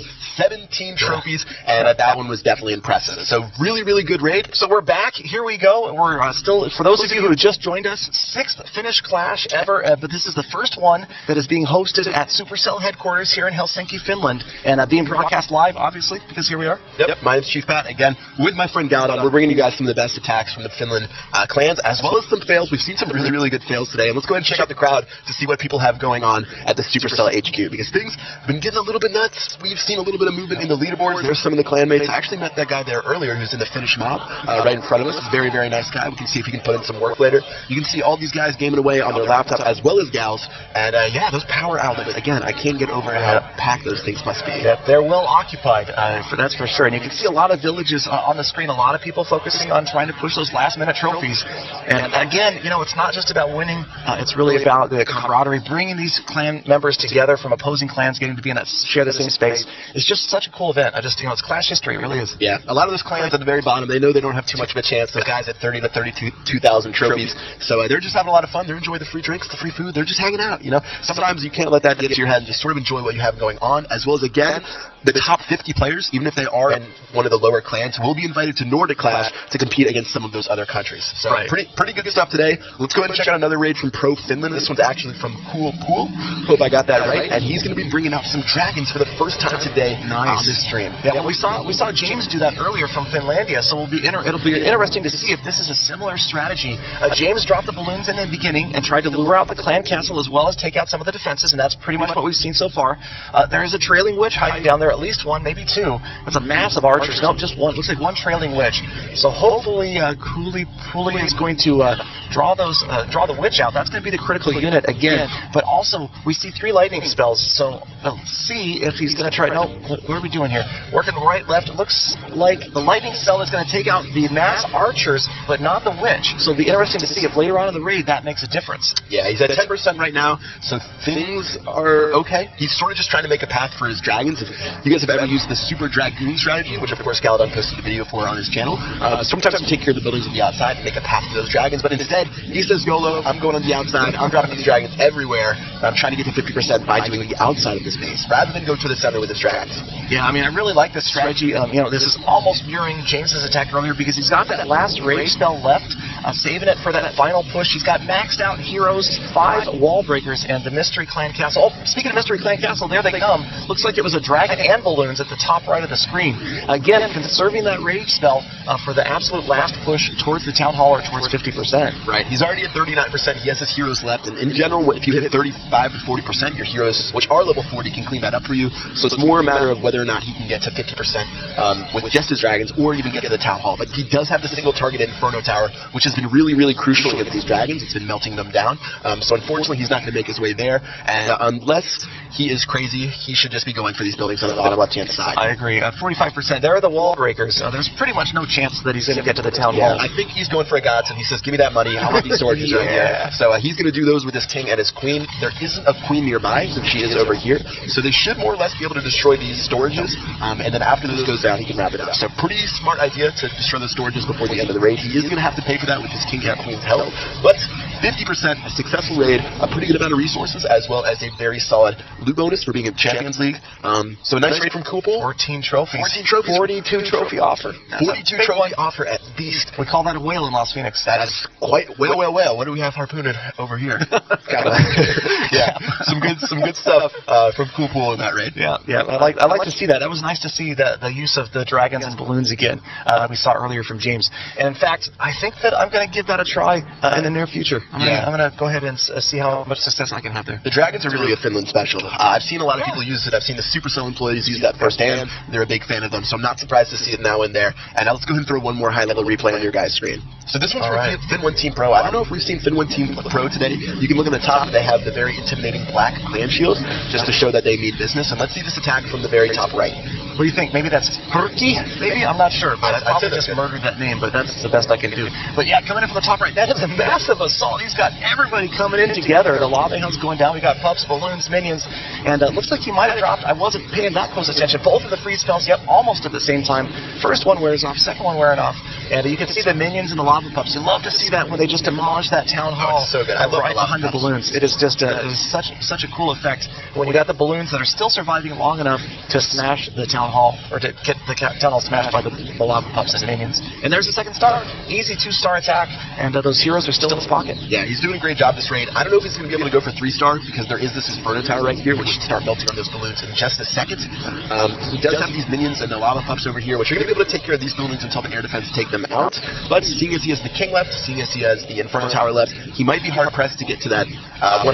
So I think he's sort of just going to shoot around, maybe destroy these storages right here, and then he should be able to wrap it up with this raid. He has a little bit more loot left that he might want to take with him. But look, he's already out almost 600k loot taken out of this raid.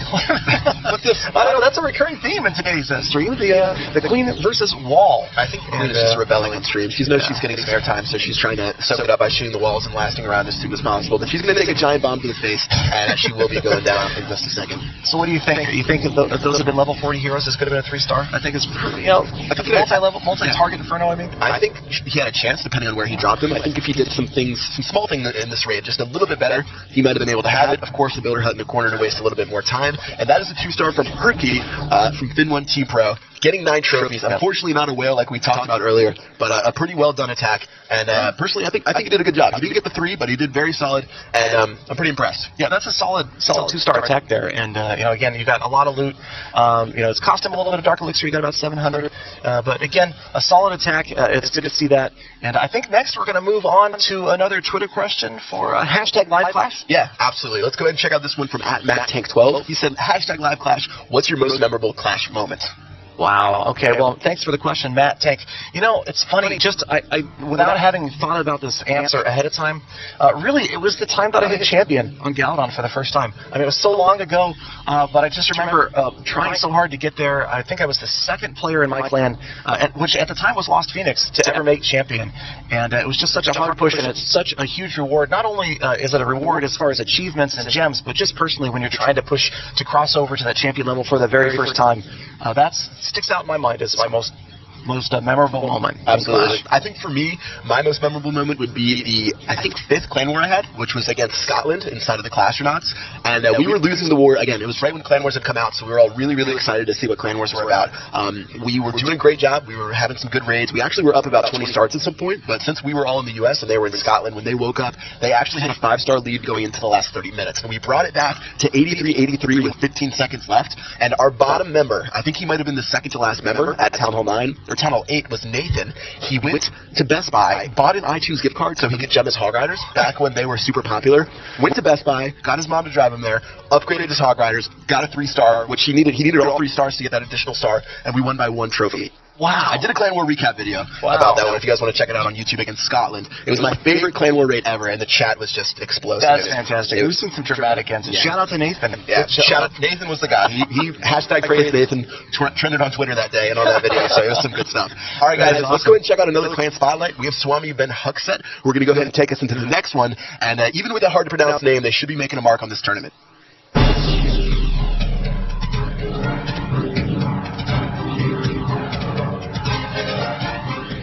Suomi von Hoekset. Currently at 48 members, they are a Town Hall 9 and 10 clan who are accepting new applicants who have at least 3,000 trophies. They have 32 champions, and they are a level 2 clan with 39 war wins under their belt. Their leader is Petri T68, who has a Town Hall 10 himself, and, well, that looks like the kind of damage they hope to inflict on their opponents today.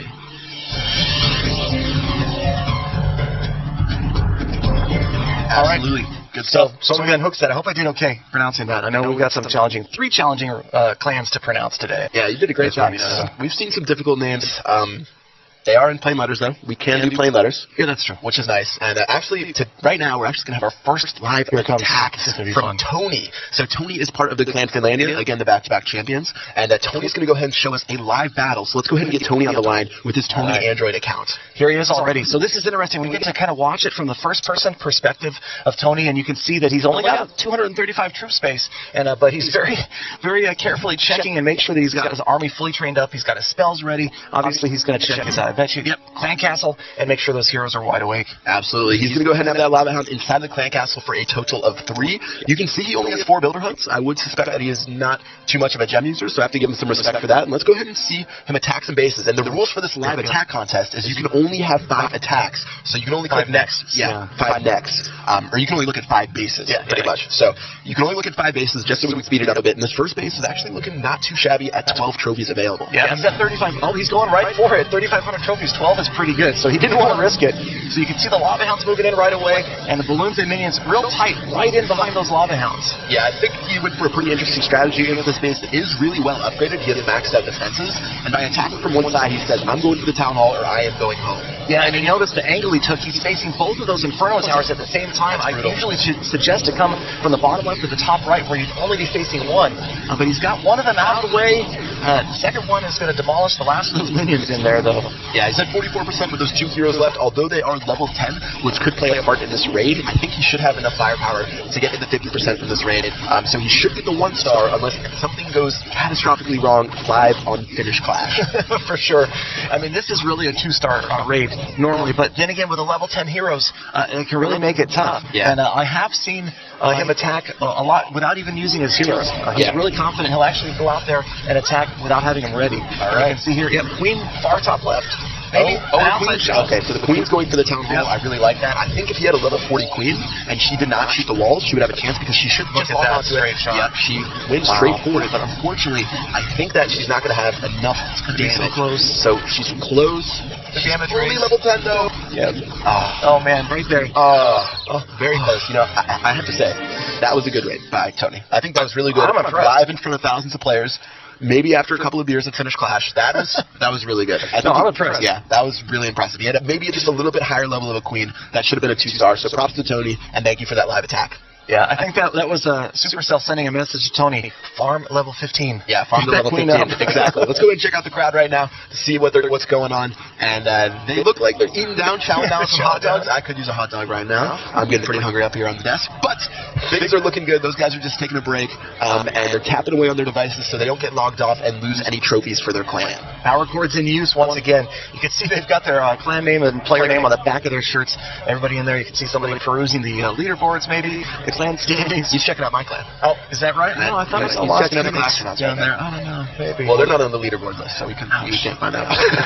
Anyways, yeah, people are having a good time. They're taking a look at the different clans. They're hanging out, and overall, it's been a pretty good time at this event so far. So it's very cool. Speaking of Lavalunion, which we just saw with that raid right there, you actually put together a guide for Lavalunion, which we're going to go ahead and throw up on the screen right now. How to Lavaloon. Just a few simple tips will have you crushing villages in no time.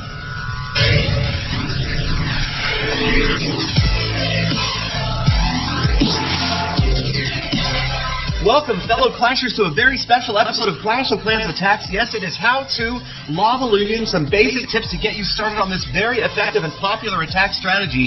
We are looking at a replay from Nopsa from the clan Finlandia, and at the beginning of this attack, we can already see a key right here, dropping those lava hounds first and sending in 2 of the 4 lava hounds to each of the nearest air defenses. Now, the balloons and minions are moving in right on those lava hounds' tails. Do lava hounds have tails? But in any case, you've got the raid spells going down. The lava hounds have distracted most of those defenses. And check out that freeze spell. Beautiful freeze spell, freezing both of the Inferno Towers at the same time. And that allows Nopsa to use the second freeze spell off to the right on the Archer Queen and other defenses. Now, spell timing and placement is important to any raid, but that third raid spell in this raid is pivotal. You've got to watch where your units are pathing. Make sure it's placed where units are going to be taking out some major defenses. Nopsa got it right over the Town Hall and those Inferno Towers. Town Hall down, 2nd star without even needing his heroes, and he wraps up this raid with a solid 2-star win. Next up, we have North Coast from Lost Phoenix moving in. 4 Lava Hounds again. 2 at each of those closest air defenses. See them grab those air mines and bombs as well. Defensive Lava Hound coming out of the clan castle. First rage spell is down. Now watch this first freeze spell instead of the rage spell there. That freezes several defenses. There is the second rage spell, catching the other half of the balloons. And watch that second freeze. It freezes the queen. Great move there. Just a judgment call by North Coast to go for freezing the queen, the Tesla of the Expo, instead of that far Inferno Tower. Works out very well. The rest of those balloons accelerating past the Town Hall. Town Hall down 58% already. And a lot of damage still taking place. Almost 2/3 of this village is down without the heroes being deployed. North Coast has got monster level 40 heroes moving in from the bottom left of this base, and you know what this means. That's right, they're just in to clean up because there are no remaining Expos, no Inferno Towers, in fact, no splash damage whatsoever. Wizard Tower mortars all gone, and that means this is going to be a 3-star attack for North Coast, and as Peter would say, North Coast achieving total damage.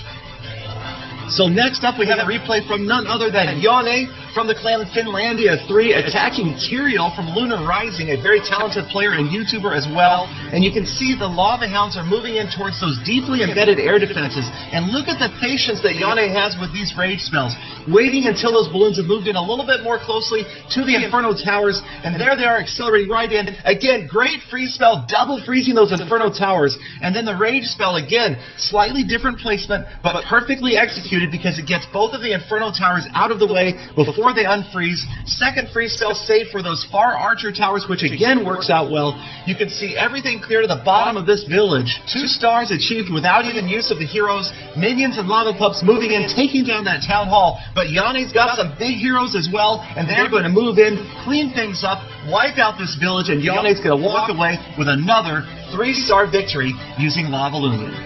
Our final replay of the day comes to us from a clan war between LP2 Ares and Los Mexicas. Dudash bringing in the 4 Lava Hound attack. Balloons this time in the clan castle. There go the Lava Hounds grabbing a bunch of air bombs on their way in. Balloons and minions following in closely behind, moving quickly towards those defenses. First 2 rage spells down, just barely touching. Great placement, accelerating every single balloon towards that town hall. 3rd rage spell, triangle placement, freeze spell over several defenses. Already those balloons are right on top of that town hall, and you can see a lot of damage taking place. Minions, lava pups following behind, also using that last rage spell. They're going to wipe out that town hall. Lots of balloons have moved past the town hall, taking out more defenses. The king and the queen up towards the top right of your screen. And Dudash has a massive number of air troops still flying around, taking out defenses. No major defensive structures left. Expo's down, Tesla's down, Inferno's down. And you know what that means. It is cleanup time for the heroes as they move in, help these remaining units take out every last structure, and Dudash wraps up a 3-star war raid for LP2 Ares. So while the army composition and troop deployment is pretty consistent across all Lava Lumion raids, the spell timing and placement is always going to be critical, and you're going to have to be able to adjust on the fly towards the base design, towards the pathing of your units to make sure you get that town hall and at least 50% damage. Cool. Good stuff. Who was that guy? That was some good knowledge for those players. But we've seen some good Lava Lumion attacks today, and hopefully we'll see some more throughout the day. Yep. I like that the chalkboard drawing there, the thumbnail from Marauder.net. Good job. That was some nice stuff. All right, so it looks like we actually have another replay which we're going to show you guys right now from Finlandia, and let's go ahead and check this one out. All right, so we've got Jammy Man from Finlandia coming in. And speaking of Lava Loon, so we've got a Lava Lumion attack again. I know we're seeing a lot of that, but I figured we'd show another one just on the tail end of the guide video. Just like a lot of the attacks in the guide, 3 Rage, 2 Freeze, and this time 3 Lava Hounds. Yeah, let's see if you can go ahead and use the power of Galadon's guide and go ahead and attack from the top and see if you can take care of this base. Again, he is using his heroes last. Something I like to do, which is a little bit more risky, is use my heroes first to make a path throughout the base for your troops. Gives you a better chance to get 2 stars. But, again, you want to make sure you get that 50%, and some people don't like to put it all on the line, which I can totally understand. Yeah, well, we've got that far Inferno Tower is still up, but look at the damage, 60%. So, here we go. Wall breakers. Sometimes nice to bring in a couple wall breakers just to make sure that wall's out of the way. Saves a little time. Absolutely. Here we come, and absolutely, I'm gonna have to say that the queen is going after that town hall. And you notice something that he did right here, which is really smart. He dropped his king first, and he waited a while for the queen. The queen does move faster than the king, so that let his king get up front, tank that expo, rather than having the queen run forward past the king. Because again, she runs faster, she's gonna get up there first, and that was a really, really smart job by Jammy Man. Solid. Despite the skeleton traps coming out, that town hall is going to be going down momentarily, and there it is, second star. And he wraps up the raid. Smart move. Save the hero's health. Didn't try to put an exclamation point on that. Save the hero's health and wrap it up as soon as that second star appears. Yeah, that was a great raid. I really liked what he did there. He took a lot of buildings out in the beginning. You could see he made a sort of, instead of making a V into the base where with the initial balloons and minions, he actually took out like half of the entire base, and the town hall was really, really exposed. Besides the skeleton traps and that one expo that was hammering away on the king, he had a pretty free shot after he shot down those balloons from the clan castle. Yeah, I mean, we see that time and time again. This strategy exposes those structures, gets those structures out of the way, all the way to the town hall, and really the only thing that stands in the way of getting that town hall down is those skeleton traps, which is funny because when they first came out, everybody was saying they're worthless, they're not going to make a difference, and now we've seen a lot of raids, especially at second star, hinging on whether those are set to air or ground, and if they're close to the town hall, they can stop those heroes from getting in and getting that second star. Absolutely. And let's just go ahead and throw it into our next clan spotlight, which is going to be for Fin1 Team Pro. They have one of the longest names here, having, looks like, I think 3 words with the one by, oh no, the one's attached to the fin. Anyways, Fin1 Team Pro, let's go ahead and check it out.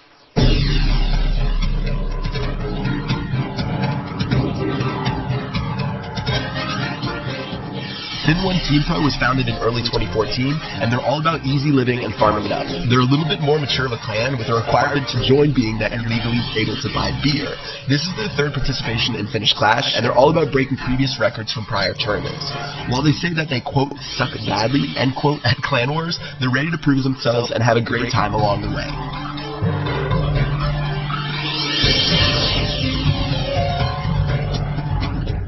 All right, so good stuff from Fin1 Team Pro. We can see if they're going to make a push here later, but we'll just have to see what happens with that. You know, it's still plenty of time left until the end of this tournament, and when we crown a winner, we can see if they're going to be on the top of the leaderboard. They're up against it right now, that's for sure. Definitely. But we're going to go to another replay, and we're going to take a look at, I'll give this one a try myself here, Kansan Edustayat. Very nice. And we've got Juhis30, I probably got the clan name right, and Destroy the player name. We're going to take a look at his attack here, and it's Go Wee Wee.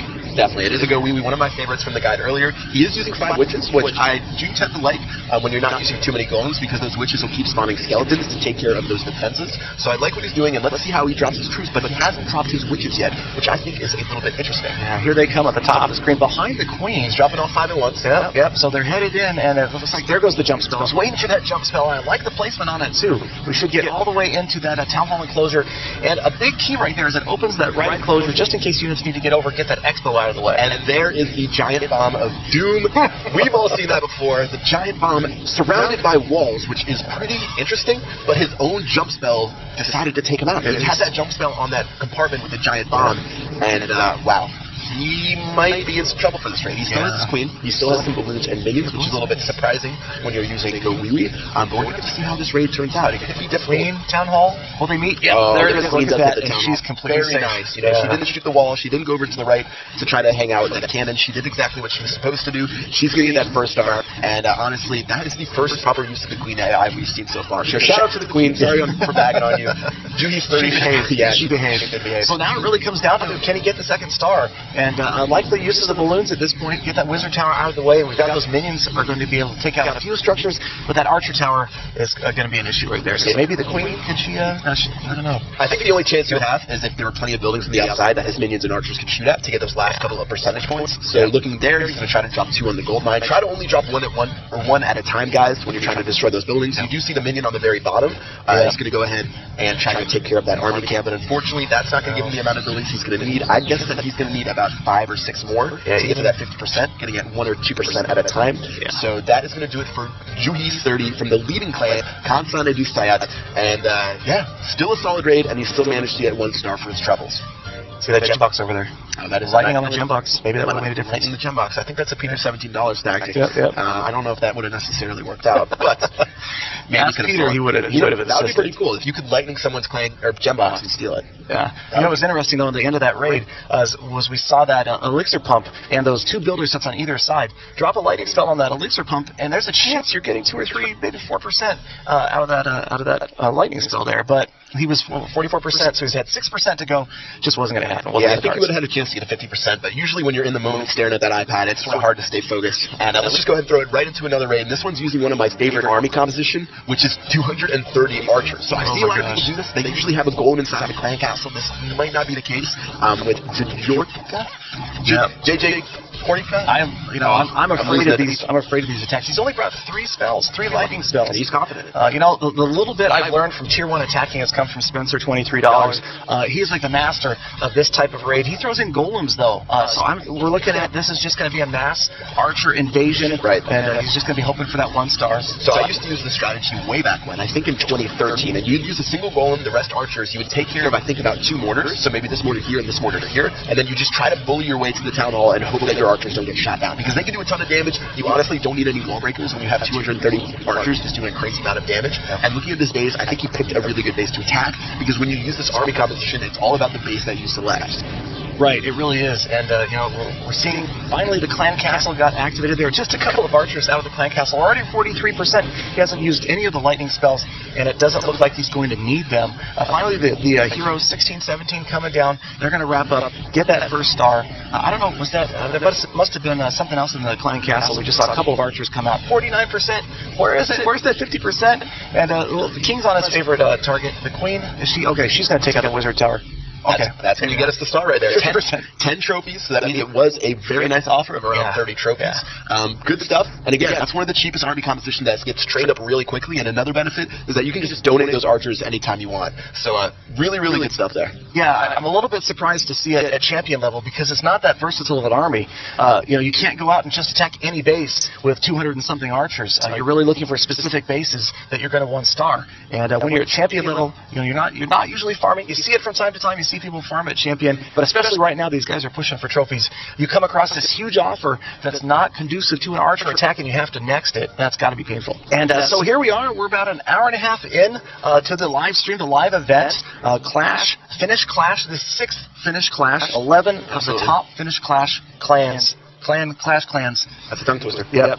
Battling for the lead. It's been some really good stuff. I've really loved it so far. We've had a lot of the top clans battling it out, and we're going to continue to have them battle out. Let's go ahead and check out that leaderboard and see where the standings are right now. So Kansane Dustayat is actually in 1st place at 41,400 trophies. We still have Finlandia at 2nd place at 40,772 trophies, and Finland Assault in 3rd place at 39,002 trophies. So we see some changes to the leaderboards. I saw some movement there, but Kansan Edustayat is still holding a commanding lead. It's actually larger than the lead we saw at the beginning of the stream. I think they were only ahead by about 300 points. So I have a feeling that they were holding back, and they were waiting to push really hard in these last final hours to really put an exclamation point on this tournament and make sure that they go home with that big old trophy out there. Absolutely. Let's go ahead and throw it to the crowd feed to see what people have going on at Finnish Clash 2015. Looks like people are having a lot of fun hanging out, playing with their iPads, checking out the different army compositions that they're using, and this one should definitely go down to the wire, and I'm hoping for a really good event. I'm hoping that the trophies tighten up, because last year we actually had to go down to the final 100 trophies. That's right. It was an 84 trophy difference, I believe, so if it becomes, if it's the same as last year, you guys definitely know it's going to get wild, and we might even see a fight or 2. I don't know. That's what I'm hoping. Okay, maybe not. Anyway, people don't get that passionate about Clash, but if some fists were thrown, that would be maybe they broke an iPad. Yeah, you might break records, but good stuff. Not that anybody's ever broken an iPad. I've broken them unintentionally. I wonder if anyone's ever just slammed their iPad out of anger from Clash and broken it. If you have, you can send us a tweet at hashtag. I'd be interested to find that out. Maybe we'll have to bring you on to an interview. Anger management courses or something. Absolutely. So one of my favorite name clans, Finyoku Klani. We're going to go ahead and throw their replay up right now from Master 2. So this one's a little bit lower level with actually a Town Hall 9 attack.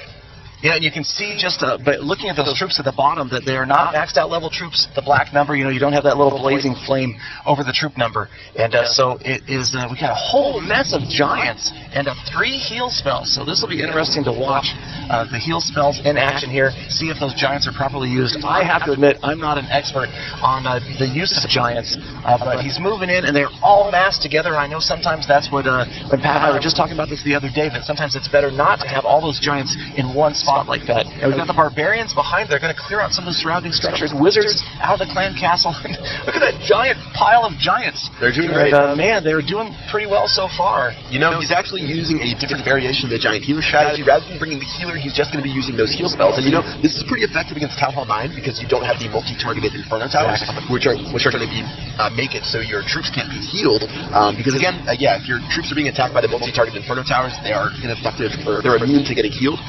So that's what he did in this raid, and those giants are going to be causing a lot of mayhem in the center of this base. Yeah, but they're only going after the defenses, so let's see if he's got some cleanup troops in behind. He's got some wizards and the queen moving in, and there's damage to the town hall as the giants either destroy those defenses or at least distract. The queen is going to wipe out the town hall for the first star at 47% damage. Very nice. Finjoku Clowny. I said Joku. That's a joke. They are no joke. They are no joke, indeed. That's right. They're doing a great job, and at the bottom of the standings, each trophy definitely counts for them, and they should be able to get a pretty solid amount in Master 2. You do find way better raids there than you do in the Champions League, so 55% 2-star. He should be able to activate the Queen's ability in just a second. Try to get as much damage as he can. I would recommend a surrender, but he looks like he has too much pride, and now finally he's going to click that end battle button and get 15 trophies for a solid giant healer raid. Definitely a few more points in the standings there for Finjoku Clowny. Yeah, he's been doing great. You know, I really like to see those Town Hall 9 raiders. You can use a lot more strategies there that seem to be more effective because you don't have those Inferno Towers taking you out. So really good stuff from Finjoku Clowny, and we'll see if they can make a push towards the end of this I'd like to see him at least get off the bottom and move up a little bit because it's tough. Nobody wants to finish last, but you know, these are the top 11 clans. No one likes to finish. Wow. That was painful. Okay. We should go to the replay. We've got Mr. JUHQ from Suomi Poika, and looks like he's bringing in, Lava Loon, 2 Lava Hounds, maybe a third one. Okay, we do see a single target Inferno Tower, which is the bane of the Lava Hound's existence, and attacking Yay Old Chip Wimbush. Let's see how he can take this guy out. Yeah, but it can also be the Lava Loonian attacker's best friend. We love to see those single targeting Infernos. True, with the balloons and the minions, that definitely will. It's going to do well. It took care of that Lava Hound right there really quickly, but when it comes to those balloons, it's definitely going to be tougher to crack those when you're attacking them one by one. Yep, and we're waiting. There goes the last rage spell right smack over the town hall, which sometimes players are, attracted to. They were tempted to drop that rage spell on the town hall, but it works when there's defenses around it like there were here. And you can see the town hall history, 44% damage, lots of minions still working. See if they can take out that Expo. And that didn't quite get the Expo down, 44%. Pretty small heroes. Yeah, he does have the heroes at 44%. I think he should have enough with no Clan Castle troops left and no Archer Queen or Barbarian King, so I think he should be okay. And deciding to attack from the top, I would have gone for the bottom where all these buildings are present. The border is out of commission, so interesting choice. But we'll see how it turns out. These storages have a lot of hit points, guys. You have to remember that the storages take a while to take out with your heroes, especially at lower levels, whereas these mines and pumps are as juicy as they get when it comes to heroes. So he's going to take those guys out. They're only being shot at it by the mortar, which must have been his line of thinking. And overall, he will be able to get to that 50% 2-star, which is critical. Good raid by Suomi Poika, getting 19 trophies for that. Yep, and we saw right at the very end of that raid, he activated the King's ability and then hit the end button right away. And I think that's important to remember for players. You want to save that health. You want to get that hero back and ready for the very next raid as soon as possible. And that was a smart thing to do. Some people see it as useless, but absolutely not, because that's going to save. I'm not sure what the calculation is, but it could save you a lot of time for getting that King ready again. Yeah, it's going to save you a lot of time. A fantastic 2-star. And I'm actually getting word from our producers that we have Peter $17 on the line. Is that right? Okay, well... Okay, so I guess we've got Peter on the phone. We gave him a call. Peter, if you're there, thank you very much for joining us. We just wanted to ask you a couple of questions. You're welcome, Gallydon. Get on with it, boys. I'm a busy man. Right. We understand, Peter. So, we just wanted to ask you if you were enjoying the stream and maybe if you had a chance to watch some of the replays that we've been going over. Well, yes, I've watched a bit today, but I noticed a severe lack of gym box bases. Okay. Hey, Peter, it's Patrick here. I was just wondering, who do you think is going to win this Finnish class tournament? Well, Patty, I'd have to say it's going to be the clan with a Finnish name. In fact, I'm 100% sure. That's bold. Next question. That's bold, Peter. Right. Patty. You know what, Peter, we haven't seen a lot of use. We did see one maybe raid with use of Valkyries, but I know that they are your absolute favorite unit. You think they're the best unit in the game. Is there any chance that you might be interested in doing a live raid for us today? My other line's ringing. Just a moment. Peter? I think we're having some technical difficulties with Peter. Or Peter is. Yeah, or Peter is. So we're going to try to get him back on the line. But while we do that, let's go and check out our next clan spotlight, which is going to be for Finland Assault, who right now are sitting in 3rd place, and they're making a push towards the 1st spot.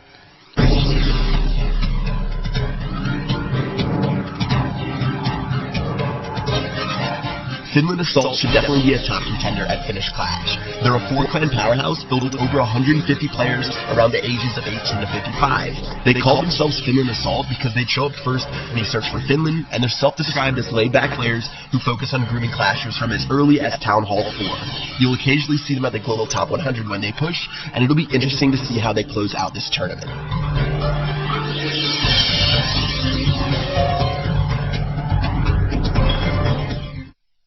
All right, so that was Finland Assault. We're getting through these clan spotlights. Interesting to learn a little bit more information about each clan and their background and what where they push, farming, trophy hunting, that sort of thing. It's really cool to see just such a diversity of the clans and the clan members, and to see them out there together, getting together and getting to know each other is just one of the coolest things about this event, I think. Yeah, they sent us a list of info, actually, when we came out here to learn some more about the clans. One of the clans, I forget exactly which one, said you had to sacrifice 7 goats to be initiated after you get kicked out. So some real interesting characters here in Finland, and that's what it takes to be part of one of these top 11 Finnish clans. I guess so. So let's go and throw it to the next replay. We have another good one. This one is back in Masters 1 from Ganari from Pro Finland, and also taking a look at the leaderboard before we start that out. Let's go ahead and recap where we are right now. Yep, so Pro Finland, we've got them down there in about 6th or 7th place. I think it is 6th. Yep. And again, Kansan Edusayat with about a 700, a little bit less than a 700-point lead. So they've really extended that lead since earlier in the tournament. Yeah, I saw it was at 41,000, about 350 when the tournament started. They're up to 41,400, so they've been making a big push. And again, this is clan trophies, so it does take longer to get up rather than your individual trophies. So they're still making a push, and Finland definitely needs to try to get to 41,000 as soon as possible if they're going to try to get to the #1 spot right here. Still in the bottom, we have Fin1T Pro, Fin Jokoklani, Suomi Hukset, Suomi Poika. Those guys are still trying to get their way up there, and they still have a lot of wiggle room to try to crack different positioning throughout the rest of the street. All right, so we've got Gunari's raid well underway. The Lava Hound's down. You saw him lure out the clan castle and then wait and didn't use anything to try to take those clan castle troops out, which was kind of interesting. That's a bold move, Kyle. It was. We'll see how it turns out. It worked out pretty well because they targeted the first units dropped, and he dropped the Lava Hounds first. So they chased the Lava Hound, and the balloons came in, and the minions came in and completely obliterated the clan castle troops. And so you can see we're up to 30% damage. Again, a familiar sight as the last of the air troops are going down, but you can see again, we've got a save of the minions. 20 minions left in this attack, and it looks like there might be a few spots where he can drop those minions and to get 3 percentage points. Yeah, absolutely. He's going to drop those minions up there. That should give him a couple of free buildings to take out. He also still has his clan castle, which I would imagine he has some balloons in there to go behind his minions. So we'll see how he plays the rest of this raid. Right now, I'm thinking he should be fine. He still has a free spell as well as those minions. He shouldn't waste too many of them over here because they will get shot down fairly easily. If he wants to go in, he should drop something like his clan castle, again, which we don't know which is inside of it, and he should have those guys back up the minions because the minions by themselves really aren't that strong, and you need to have those guys, you need to have the balloons or someone else in front of them to really take a lot of the damage. Yeah, so the level 10 king is down. He's got to hit his Iron Fist right away. Interesting choice of placements because you got a lot of ground-based defenses right in that area where the king went down. And speaking of going down, he is gone. The king is history, and it looks like that minion is going to manage to take out the lab over there on the top right. Interesting use of the last of these troops. We see there's not a lot of time left in this raid. We still have a freeze spell. Here comes the queen, and it's just going to be a tough trying to get to that 50%. Yeah, I think it was a pretty interesting tactic. Usually you want to layer your troops on top of each other because if you think about 200 archers, if you drop one archer at a time, they're really not going to be that powerful. But if you drop 200 archers at once, obviously they're going to do a lot of damage. And same thing with this king and queen over here. By themselves, they might not be the most effective, but together they can really do some work on some more buildings. So he's at 44%, still holding on to the free spell, and the surrender vote comes out. No, time ran out. He dropped his minions in the top left, right where earlier in the raid you just happened to be saying he probably shouldn't drop them. Wow. He put the minions down there unprotected. They had nothing to keep them alive any longer. Really dropping the king in one spot, the queen in another, the minions over in the top left made it difficult to get the last percentage points that he needed, and he walked away 24 trophies poorer because of that. Yeah, he tried to get conservative with those last couple of things at the end. I don't know if he just ran out of time, if he was really just trying to dice the base apart piece by piece, but he still had a free spawn and clan castle left. I'll never understand it, and in order to bleach our eyes of that one, let's go ahead and check out another raid. This one from Dimos, who is a Fin Jokoklani. Yep, so let's check it out. He's going out after a Town Hall 9, and he's got level 2 Lava Hounds and maxed out balloons. He might be a Town Hall 9. Yeah, he may very well be a Town Hall 9. But he does have a maxed out heal spell. So good point. I'm not sure if you get that at Town Hall 9. Who knows? I don't know off the top of my head either, but in either case, he's got Clan Castle troops coming out and some airbound skeleton balloons. He's going to work on getting those wizards out of the way, but they're going to be a tough call unless he uses a lot of minions here. A little bit of splash damage would have been great there. What I love to see is the old single balloon strategy. You drop it out there, and the splash damage from the dying balloon wipes out the entire Clan Castle troop. Yeah, things are looking pretty decent right now. He's at 2% damage. He's going to start going for the all-out assault now in the very bottom. The Clan Castle is gone, and I think things should be fine, especially with his opponent not having a king or a queen, which are going to distract those minions a lot, as well as the balloon will be shot down by the queen. I think things are looking pretty good for Deimos, and let's see if he can make his way throughout the center. I really like to see this when the lava hounds go down and then those lava pups act like trailing minions. Because of the diameter of that spray of the lava pups, when the hound goes down, they can go back and take out some of those outer structures. And that's exactly what we've seen here. Instead of a bunch of minions, he has no minions left to deploy. The lava pups are doing the work of those minions and have gotten through a lot of structures, and we are already at 69-70%. Nice. Very nice from Deimos. He's going to keep trying to work his way through. I think he would have had a chance, but unfortunately, for a 3-star, this Archer Tower Mortar and Archer Tower right here are going to be pretty tough to get to. He probably could destroy these Teslas, seeing as they're decently exposed, but having to break through a couple of layers to walls to get to these last defenses, I don't know if he's going to have a chance, but we can see what he's going to do towards the very end. Yeah, it'll be interesting to see. We've got the Queen's Royal Cloak left, 76%. Again, another case for high-level heroes, I guess. These walls, though, lots of walls to distract heroes of any level. You know how much they love those walls.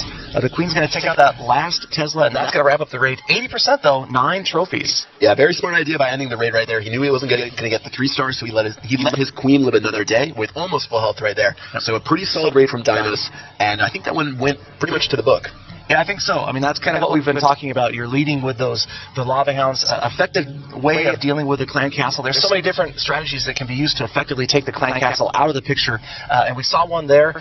That's something that I personally need a little more work on. I know that I am notorious for running a raid and not dealing with that Clan Castle, just counting on my troops to get in there and just do massive damage and take out a Clan Castle.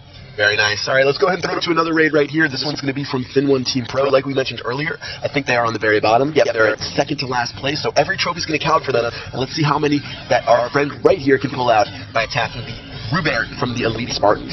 Oh, there's Valkyries. We've got Peter's favorite unit. I don't know, I guess we didn't get him back on the phone. Peter's not going to be able to watch this one. But we've got Valkyries going to work on the wall, despite the hole just a few sections over, and those Valkyries expired. But we've got maxed out Giants moving in through a rage spell. Look at them getting chased out by the Clan Castle. I love how the Giants waddle when they're in that rage spell. They sort of just waddle their way around, smacking on those buildings, not doing too much damage, but they're looking pretty mean. Here come the Wizards. Now that the Giants have taken enough defensive buildings out, he's going to follow up with the main damage source, and I'm liking this raid so far, but look at those Inferno Towers melt down those Giants. Wow. Yeah, that was a lot of damage, And we did see 1 or 2 of the Valkyries just demolish those Clan Castle troops, so that was cool. That's one of the great functions of those Valkyries. The Queen getting close to the Town Hall, and look at that. She took out the near Inferno Tower. There is a rage spell that might have had a better placement, but it's not going to matter because the Queen's unharmed at all. Scumbag clanmate giving you those balloons when you're using a ground attack. A little bit unfortunate right there. He tried to make his way down there. He's at 43%, and you know, this is why we don't see a lot of Giants at Town Hall 10, because they get murdered when it comes to those Inferno Towers. And while the raid was looking so promising, unfortunately they melted down those Giants in just a couple of seconds, and now he's fighting his way towards the 50%. It's going to be close. He's got units at the bottom right of the screen. Did he activate his Queen's ability? I missed it out. I don't know. Oh, look at the Archer. Oh, the Archer was down. 49. I don't know if he activated activated the most painful number. I don't know if he activated his Queen's ability. I didn't see it either. That was tough. 19 Giants. That was tough. 49 is the still got the win, so he didn't lose it. 49 is the ugliest number. Yeah, but at least it was only a 12 or 13 trophy offer, so it's not quite as painful than when you're going after those whales and you hit that just tragic 49 number. And of course, when you've got the Town Hall down, you get stuck at 49. You can walk away and you don't feel too bad. Absolutely. Let's go ahead and check out the crowd that we have right now at Finnish Clash 2015 at Supercell HQ in Helsinki, Finland. Everyone's still just chilling out, getting in their raids while they can over the last, I think, about an hour and a half. So we're sort of winding down here, trying to get as many raids as they can. And we still have plenty of time, so people can still make a push to bring their clan some glory.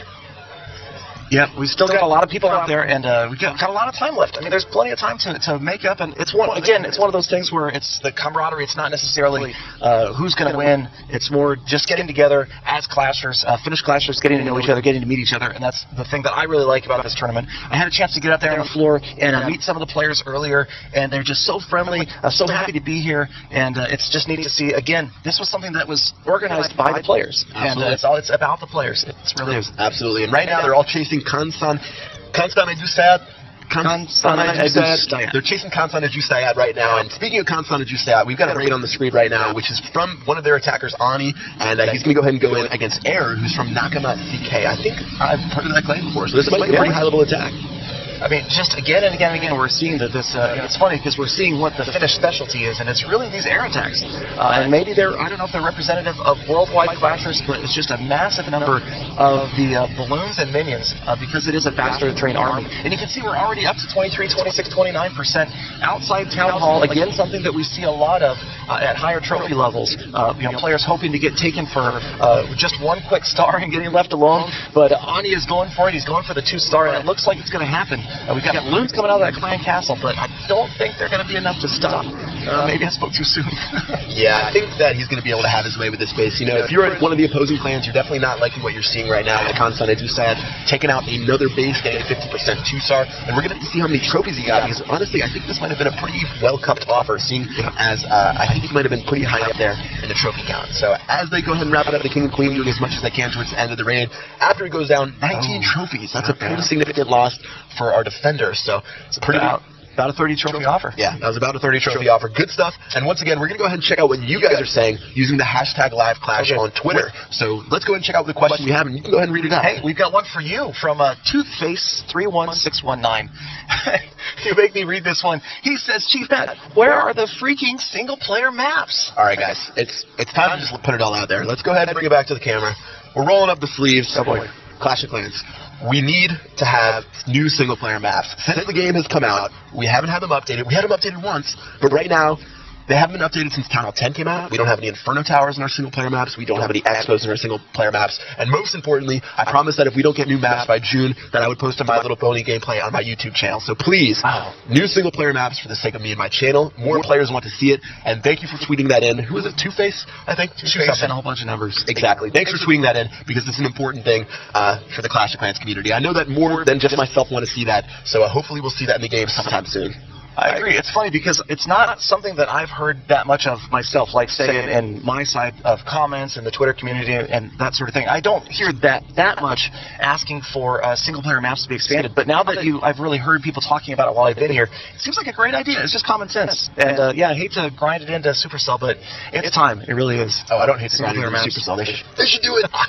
Anyways, we're going to do one more high-level replay. Let's go ahead and bring out Rocco D, who is from Finland Team Pro. He's attacking Robin right here, and let's go ahead and see how he does this attack. He's using the tactical balloon strategy with no lava hounds, just balloons and minions, and rather than go from side to side, he says, screw it, I'm going up the center, I'm trying to make my way to that town hall. Yep, and all of his spells are already deployed, and tactical, we call it, but I don't know if that was the most tactical approach, but it's working out. 36, he's going to be at 40% damage any second, and he's already dropped the heroes at the bottom of the screen.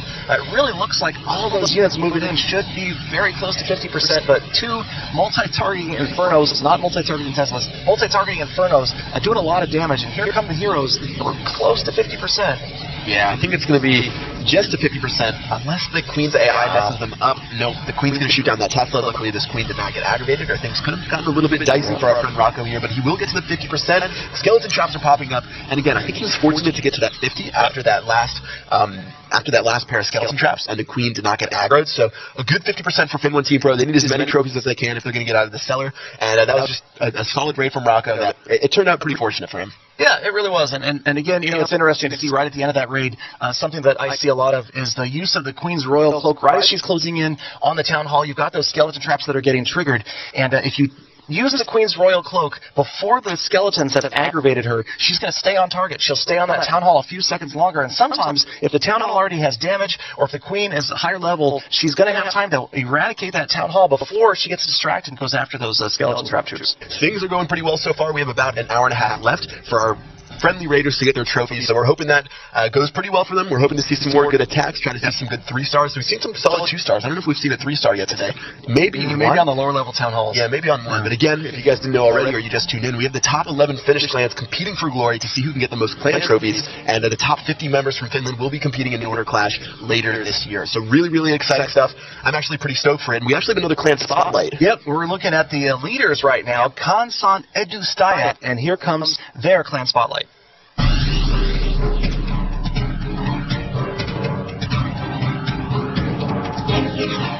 Kansan Ejusaya, Finnish for members of the Parliament House. They are a tight-knit adult clan filled with long-term members, and as you can see, 49 champions. They were the first Finnish clan to hit 40,000 clan points, led by their leader, Finn SBY. Kansan Ejusaya will certainly be laying down the law in this tournament.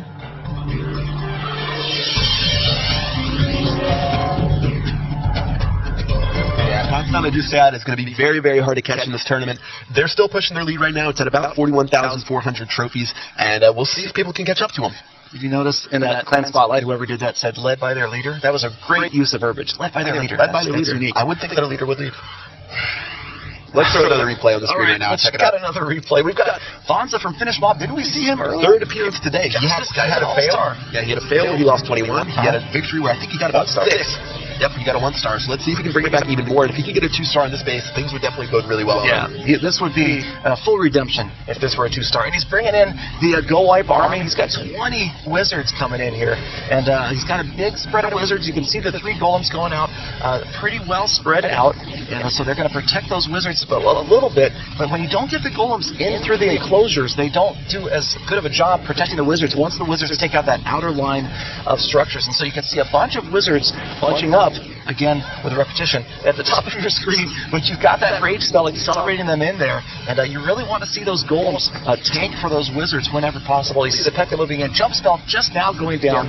Yeah, P.E.K.K.As were doing a great job. They went over that jump spell to get to the town hall, so things look really good now. I think that jump spell was really well placed, and now it's more or less, can you get to 50 stars, or 50% against 50 stars would be amazing. Wow. Wow. I think that's only been achieved by Peter. That would be broken. That is only done by Peter $17.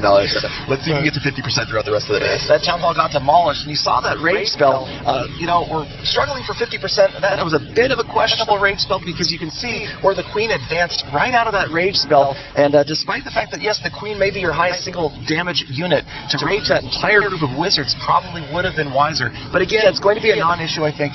There's the second star, 51% damage. And units, again, now at this point, I'm saying wrap it up. But Fonza wants to definitely, he's got the redemption. He's got the 2 stars, so we saw 0, 1, 2. So good for Fonza. Fonza has been made good again. He made up for that 1 fail in the very beginning by getting 2 successful attacks in a row. This one for 2 stars by using Go Wipe with that perfect jump spell to get those P.E.K.K.As over the top.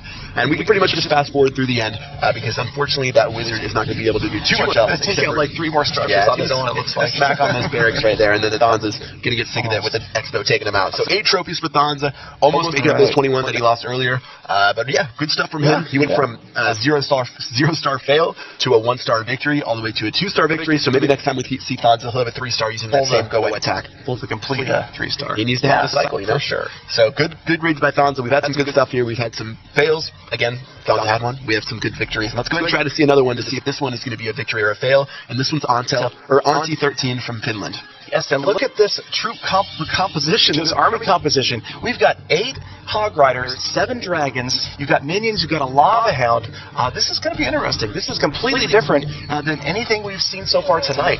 So to see how he's going to use this troop composition is going to be interesting. Of course, you would think, yes, the Hog Riders are going to go in. The Hog Riders go in and take out an air defense.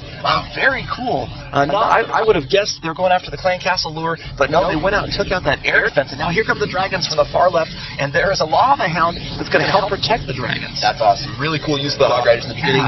Great use of that Lava Hound to protect those Dragons. They are sort of slow, though, the Dragons at the beginning, as you destroy some of these buildings on the outside. But if he can get to the core with those Dragons, he's definitely going to be dealing a lot of damage. So we'll see how he does with that. Yep, I mean, we've got the lowest level heroes I think we've seen on the offensive tonight. Level 5 King, level 10 Queen. So he's really counting on these Dragons to try to get a lot of damage done. Not the cheapest of armies. You can see we've got a couple of Dragons. Rage spell on the outside. That's going to be tough, but Rage spell, the last dragon, he's still got, He's got 1 dragon left. He's got a Clan Castle, the mystery Clan Castle factor. Yeah, it's going to be tough for him right now. He still has that 1 dragon in the Clan Castle, but his heroes, a Barbarian King's only level 5, the Queen is only level 10. I feel like the enemy's Queen actually did a lot of work this raid. She's only at about 5% health right now, but she was shooting all those dragons, doing an amazing job of staying alive. So a really solid work by her, and he's only at 23% with a limited amount of troops left. He's going to have to be really frugal with these archers, try to destroy as many buildings as he can on the outside, but I don't see too many opportunities around the the base, but he will get these 4 free buildings, the 2 storages, and then the mine and pump, as well as the other pump up top. So that's a free 5 buildings right there, and he's going to have to turn some more of those if he's going to want to get to 50%. Yeah, I mean, that's only going to put him at around 30% damage with all of those structures down. Only 1 dragon remaining, so it'll be interesting to see what the strategy is. And here comes the king at the top of the screen. So the heroes together, which I think was smart, to put them together.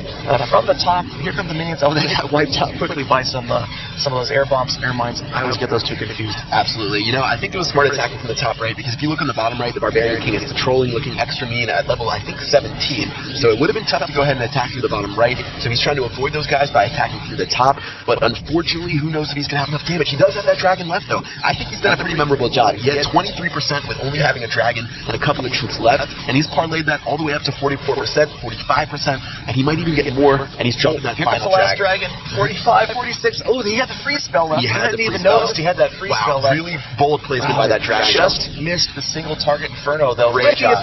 There it is. Wow.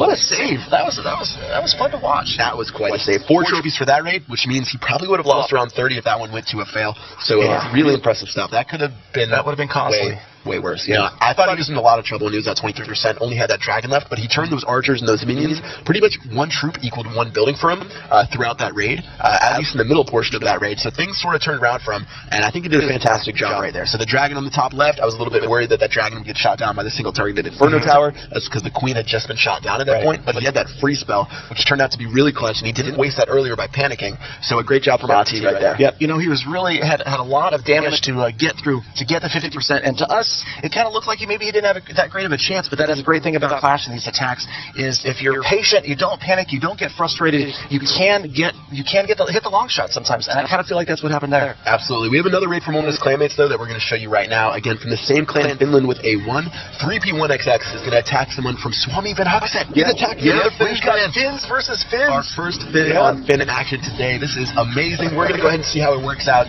They're definitely throwing some elbows in the crowd right now. We're going to have to check the crowd feed after this, but let's go ahead and see how he's attacked using the go-ahead strategy with the jump spells. I love it. Love that jump spell. That first jump spell, perfect placement. Those 2 walls gets everybody over, and he's already deployed the bulk of his army, and they're headed towards the inside. You know, something I'm going to say about that first jump spell is actually that he could have let his troops destroy that really easily since there were no buildings on the outside. So I don't know if he should have used that jump spell there. He could have saved it for later, but again, I don't think it's going to matter too much, seeing as he didn't need to jump over too many more walls. But the giant bomb did do work against him, and that's actually going to cost him a little bit in this raid. Yep, and unfortunately, this was, I believe, a 4 golem attack, and you can see the town hall almost down, but the golems have not served their job on the inside, and they are not tanking for the rest of the units. Their troops are already down. That town hall not going to fall in this raid. Yeah, that's pretty tough. I'm sure that Swami Van Huxet is going crazy outside in the crowd right now because of the fact that a fellow Finn is struggling, but they're at 49%. They will be able to get to the 50, but you know, the thing that went wrong for them is the golems going off to the side. If the golems ran to the center and he had 4 golems, they would have sucked up 4 rays from that multi-target Inferno Tower, leaving only 1 puny ray left to deal with the rest of the troops. And I think he would have had a really easy 2-star. He might have even been able to get 3 stars if the troops went to the right spot. Maybe with that giant bomb blowing at some wizards, it was impossible, but I think this raid should have gone better for 3PIXX, and unfortunately it didn't go that well. Yeah, I mean, that's what we see from these new, the 4 and 5 golem raids, is distracting all 5 of those Inferno Tower streams. Makes a huge difference. But this base, you know, it really did what it's designed to do. It led those troops around a merry-go-round, or so to speak, around the outside. They never got into that inner enclosure. And you make a good point. You made a good point earlier, Pat. Had that jump spell been conserved for that inner wall? Absolutely. He could have used it on the bottom left-hand side to get those golems back over into the center. What did I tell you guys? That's going to be a 1-star. 8 trophies for 3PIXX, or 3P1XX against his fellow Finn, Bat 222. So really, really good raid there. And let's go ahead and check out the crowd feed right now to see if we have any Finns fighting in the background. Finns versus Finns. Oh, look at the mayhem. The chairs are flying. Oh, wait. Okay. I don't see any Finns throwing any elbows or pats on the back, friendly smiles. That's what we like to see. That's definitely what we like to see. Nothing like some teamwork. Clash 2015. Everyone's just hanging out, relaxing, having a good time, enjoying the free drinks, enjoying the food, and just playing some Clash of Clans. You know, hopefully you guys from home have your iPad out. Maybe you're watching this on your PC or another iOS device or an Android device, playing along with us. And it's been pretty good so far. You know, we're coming in on the final hour pretty soon. Is that right? And we're coming on the final hour decently soon, and it should be pretty nuts towards the end. Yeah, it's going to be interesting to see. I mean, everybody's just having a good time out there, and we joke around, but it's friendly out there, and it's nice to see these guys get to know each other. And what's neat about it is a lot of these guys that are out there right now will be competing together in Nordic Clash representing Finland, and so that's kind of neat to see those guys get to know each other. And again, it's a friendly game. Competition is good, and especially these Finns, as I've learned this week, they are fiercely competitive, and they want to win. So it'll be interesting to see when they get together and face off with some other Nordic countries and do Nordic Clash, which happens right after Finnish Clash. Absolutely. So let's go ahead and get into our next raid. This one is one of my favorite army compositions that we're going to see right now. This one's from Iketu, and you might have to blink your eye a little bit because we have a champion on champion battle, with one of them being at Town Hall 7, and the other guy's actually using Giant Healer. So it seems like these guys would be at like Gold 1 or something like that, but they're in the Champions League. So let's go ahead and see how he does this. And again, this is one of my favorite attacks, and he actually brought 4 heal spells, which seeing as he already has 2 healers might have been a little bit of an overkill. Giant healer. And you can see if you look at the right side of the screen, this is Zeus's way of saying, please take my loot, take my storages, but don't take my trophies. And Iketu said, nope, I'm in the middle of the tournament. I'm coming after everything. Absolutely not. I'm going straight for that Town Hall. We'll get the loot towards the end. He dropped a couple of archers over here to clean that up slowly but surely. There were some giant bombs here and there to try to protect that loot, but unfortunately, his gift did not appease the gods, and the sacrifice of gold elixir and dark elixir will not be enough. And very nice Zeus reference. I like that a lot. Yeah, well, that's one of the LP clans, his name's Zeus, so, or maybe not, I don't know. I get confused. But it's funny, the big bombs that are sitting there between the rest of the village and the storages, kind of stop here, don't go after my town hall, exactly, please stop. I've seen that before. Sometimes you see that on an outside town hall. They'll place some defenses, the Teslas, maybe between, not actually trapping the town hall, but placing them between the town hall and the rest of the village, really hoping that they're just going to get taken for 1 star. Absolutely. But Zeus is going to get crushed. Absolutely. He still has 6 wizards left. He could have dropped those earlier if he wanted to, but he said, you know what, I have plenty of firepower with these archers and these wizards up here, as well as the giants still do plenty of damage themselves. So at 93%, only a couple of buildings left until we believe we have our first or second 3-star today. So things are really looking awesome. And that was a great raid by Finnish. Again, pretty strange that this came in the Champions League with a Town Hall 7 being attacked by Giant Healer. And only 4 trophies, so it was not a big offer. 4 trophy. And just, I don't know, it's interesting to see these lower guys up in Champion League like that. But what I thought was important that we saw was the fact that the attacker conserved his spells. Really, in something like that, you're trained, you're thinking that it's going to be a tough battle, and instead, he saved those spells. He didn't use more than he needed to get through 3 stars. And now he's training up his army, and he's back out there attacking again, no doubt. Absolutely. And let's go ahead and throw it back to you guys with the Twitter questions using the hashtag #LiveClash. Go ahead and read this one off. Let's go ahead and see what Mr. DJ5 Mr. Zambi has for us. DJ5 Mr. Zambi. All right, he's at Clash of Clans, #LiveClash. He says, if you could have any troop to be your pet, what would it be? Interesting question. I think for me, if I'd have a troop as my pet, I'd probably do something like the Golem. What would you do? You know, if I had to have a troop as a pet, I actually was thinking about this. I'm personally going after a healer. I mean, come on. She's got wings. She's hanging out. She's behind you all the times.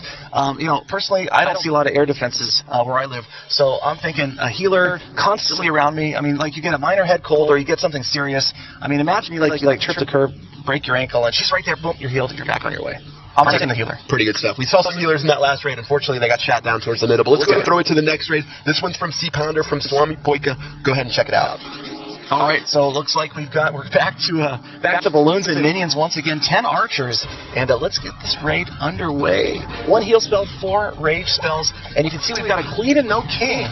So C Pander from Swami Poika is probably upgrading his king, and we've got that semi-lopsided, I like to call it troll, because here come the Teslas bunched up right outside the town hall. But those balloons ought to go to work with those rage spells and just wipe out the Teslas pretty quickly. He's got all of the balloons down, going through those rage spells, and you can see they're clearing out the town hall. Now he's dropping the minions. Minions working their way in. The queen has already been deployed, and we're at 30%. And there, look at that last rage spell. Smart move. Some people might be tempted to use the rage spell over on the queen. He used it on the town hall, and those minions just melted that town hall, vaporizing the town hall for the 1st star.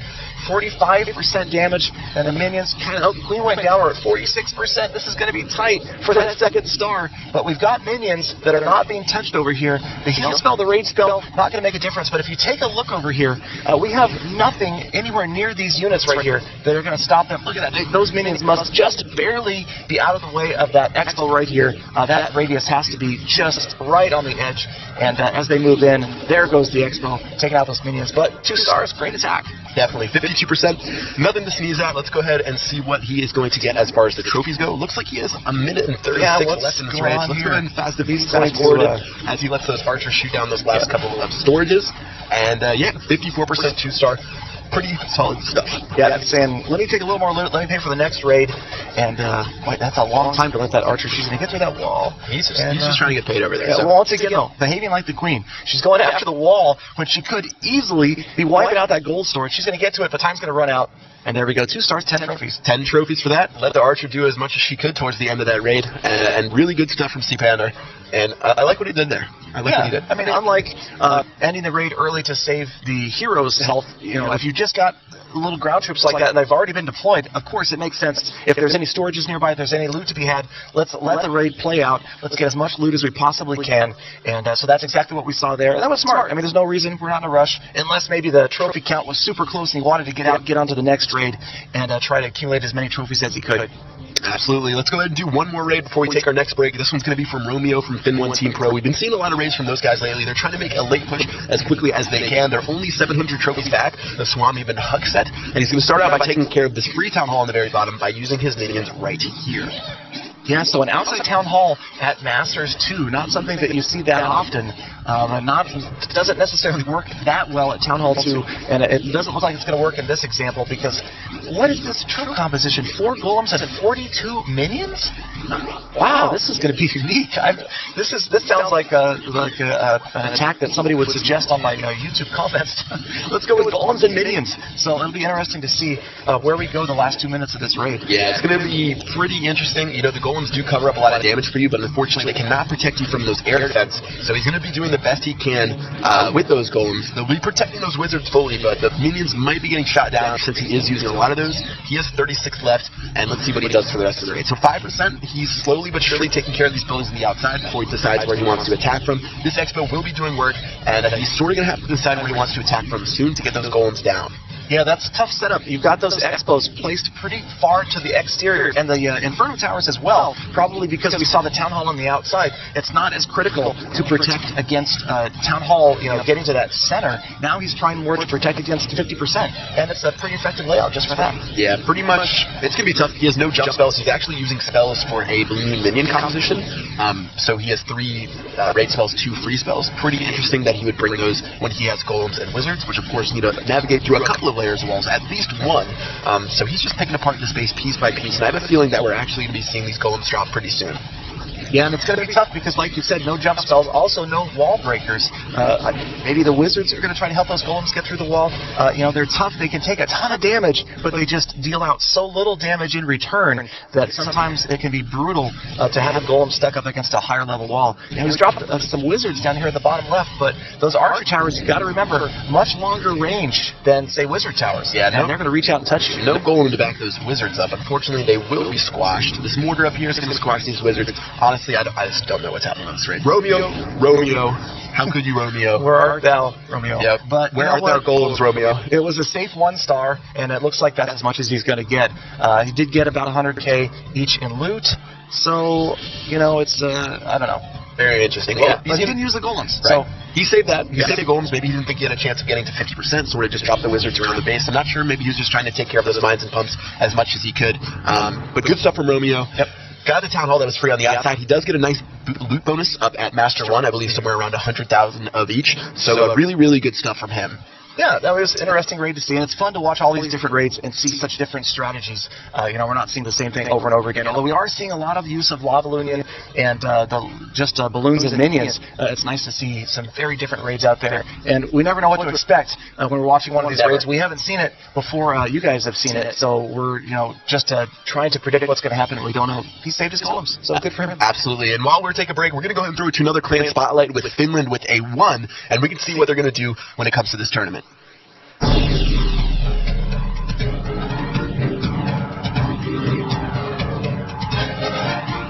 Finland, spelled with a 1 instead of an I in order to stand out from the crowd, is one of the top Finnish farming clans.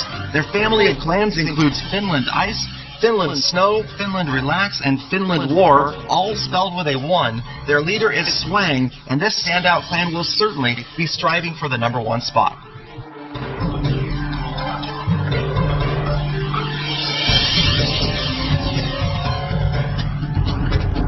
All right, guys, we're back after that spotlight, and we're actually bringing you guys a nice raid coming up. This one's not going to be a replay. It's actually going to be a live attack coming in from one of our clashers, and let's just go ahead and check out his base and see what he has prepared for us. All right, we've got him, looks like, we'll take a look at those camps. It looks like a wee-wee. Yep, wow, we've got a couple of golems and 5 witches. All right, so he has 2 golems and 5 witches. He's going to go ahead and attack this next base. This one is going to be live, and like we talked about earlier, you can have 5 next. So you can look at a total of 5 bases when you're attacking. 1 lightning spell, 2 free spells, 1 jump spell, and 1 rage spell. I really like that composition personally. If you've watched my videos, I use something very similar to that with 2 jump spells instead of 2 free spells. And inside of the clan castle, he has an additional golem for a total of 3, and he's going to use that to destroy the base. So it'll be interesting to see where he goes with this. Let's go ahead and check it out. And again, only 5 tries to find a base. So you can get greedy at some points. I think we saw Tony earlier attack the first base that he saw, because up at around 35 to 3,600 trophies, sometimes you can go sort of stale for a while, only find bases with 2 or 3 cups, and sometimes you get lucky, you get that big one that has like 29 trophies available, so we can see what Finn is going to attack, aka Juhi's 30. Alright, so taking a look at this first one here, 7 trophies available, attacking a base from Master 1. Will be interesting to see if he wants to attack him. Honestly, I think he could try to find another base worth more than 7 trophies. He's going to click next, up to base number 2 out of 5, and let's go ahead and check this one out. Alright, so it looks like he has 6 trophies on this one in Master 1. Again, I feel like the greed would be too strong to attack this. I think it would be worthy of a next, and let's see what he decides to do. Alright, base number 3 coming in, 4 trophies available. Finn really is not having any luck here. Let's see if he's going to find another one. And yeah, 4 trophies really isn't that much when you have a 36 trophy chance for defeat. If you got a 1-star, you'd only get 1 trophy. If you got a 2-star, you would only get 2 trophies. And if you got a 3-star, he would only get a maximum of 4 trophies for that raid. Base number 4, he is having 0 luck with another base having only 4 trophies available. I say you risk it. I say you see what the final base has in store. I don't know what you guys think in the chat, but let's see what he decides on doing as we close in on the final hour of Finnish Clash 2015. Examining his options, he sees that there is a single targeted Inferno Tower. Might present a little bit of a problem for his golems. He's going to click next with 3 seconds remaining. I don't blame him. And as we look at the next one, the worst offer of them all, Sujit 528, is going to only have 3 trophies available. And I think he sort of got unlucky there. I think he definitely got unlucky. He had those ones in the very beginning worth 7 and 8 trophies. Could have done a lot better than that. But yeah, he's just going to go ahead and have to attack this one. He's going to start with the golems right here, and he's going to drop those throughout the bottom right-hand side of the base. He did have another golem in the clan castle, so he's going to go ahead and attack using that, and he's going to follow up with those wizards to see if they can do a great job against those defenses. Alright, so things are looking pretty good right now. He's making his way throughout the base. And overall, I think he's doing a pretty good job. What do you think so far? Yeah, he's definitely getting in there. You can see the panic of hitting the button multiple times. Select different units, select a different unit. He's trying to get in and get all those troops deployed. A familiar-looking base design again, designed to funnel those troops around the town hall. But you see an opening there, and we've got lots of skeletons, and they're working their way. And now, interesting phenomenon right here. We've got the clan castle troops deploying, and they're actually serving as a magnet. They're going to draw in those attacking troops, help retarget them. You can see a lot of them pass up that storage. Now the storage goes down. The question is whether they get to that town hall. They're on top of it. See the free spell caught 2 Teslas and the left Inferno Tower. That was good to see. And it looks like with a royal cloak, the town hall goes down. Alright, so we got the town hall. He still has 4 minions left, as well as a couple of balloons. Deciding on where he wants to attack from, there's no more air defense on the right-hand side, but most of those juicy buildings are on the left-hand side, where those air defense remain. Alright, so balloons are going down. He has 2 archers. You know, I don't know if I'm too sure about this. I don't know if there's exactly a perfect base to perfect place to attack. We're gonna have to see how this works out, and I think there's an opportunity for a minion on that top left, which he does drop, and he will be able to get to that 50% by using those last couple of troops. So very, very nice raid by our friend Juhi's 30, and he's gonna pull it out towards the very end. Yeah, that is exciting to see right at the last second. You know, he's clinched that 2nd star. There it goes. 50%, 2 stars. Way to go. Attacking live like this in front of countless people, plus all of his comrades, his friends, his opponents out there. That is a lot of pressure to be under, I have to say. Absolutely. Very nice raid. 53%, 2 stars. He does have a jump spell. Will he drop it? Yes, he will, for the disrespect in the center of the base. I love to see it. Flashing it. Oh, man. We got our MVP right there. That was awesome. Twitch Cat, Spam Kappa, 2 stars, 2 lonely trophies. What a tough offer as he moves around the base. Zoom there. Yeah, and a great raid from our friend right there. So good stuff. overall. And yeah, that was a really nice raid, especially because it was live. Yeah, I mean, the pressure is really on. I mean, that's something that's really been added to the game. You've got the pressure now added from Clan Wars. You're forced to attack live in front of your friends, and now you take that out to an astronomical level from that to attacking in front of countless people. And he knew it was coming. He knew he was going to be attacking live. Went for the 2 stars, which was good to see. Not just going for the safe 1 star. He really wanted to get out there and show his clan members what he's worth, taking 2 stars, and he did it live. All right, guys, we're back here with Finnish Clash 2015. If you guys are just tuning in, myself and Galadon are the hosts. We have the top 11 Finnish clans, and we're actually coming down to the final hour with 59 minutes and 40 seconds left. It should be really exciting stuff, and I'm hoping for some great raids along the way. Absolutely. With less than an hour left, I think it's probably about time that we go out and take a look at the crowd again and maybe see what's going on out there. It's got to be some excitement or at least some happiness to be out there together. And there you can see we've got a lot of people still battling away, although it looks like Kansan Edustajat has a commanding lead. Yeah, they're closing in on the crowd right now. Unfortunately, Finlandia has been trying to make a push. They've been doing some bold raids, but unfortunately, they might not be able to make their way back due to that commanding lead that Kansan Edustajat has brought up. So again, they're still at 41,400 trophies. They're sitting on their lead high and proud. We have Finlandia in second place at 40,782 trophies, and Finland Assault pushing their way to 40,000 at 39,006 trophies. Yeah, so 618 trophy lead for Kansan Edustajat. That is just, it's going to be tough. In an hour, almost unheard of. Because this tournament is based upon honor and, friendly competition. So you see these guys, they're making sure that there's only Finnish players in there. There's no ringers that are sitting outside the clan waiting to pop in at the last second. It's not like what we see maybe in the Clash of Clans when you've got that people vying for those top 3 clan spots. That doesn't happen here, so it's a little more friendly competition than that, which is good to see. And so Kansan Edustajat might pull it out, but everybody's still going to have a good time in this last hour. Absolutely. The last hour is going to be very crucial to the success of a lot of these clans, including Finland with the 1. Let's go ahead and check out a raid that we have pulled up right now with them on your screen. So STN from Finland, F1 Inland, a.k.a. Finland with a 1, a.k.a.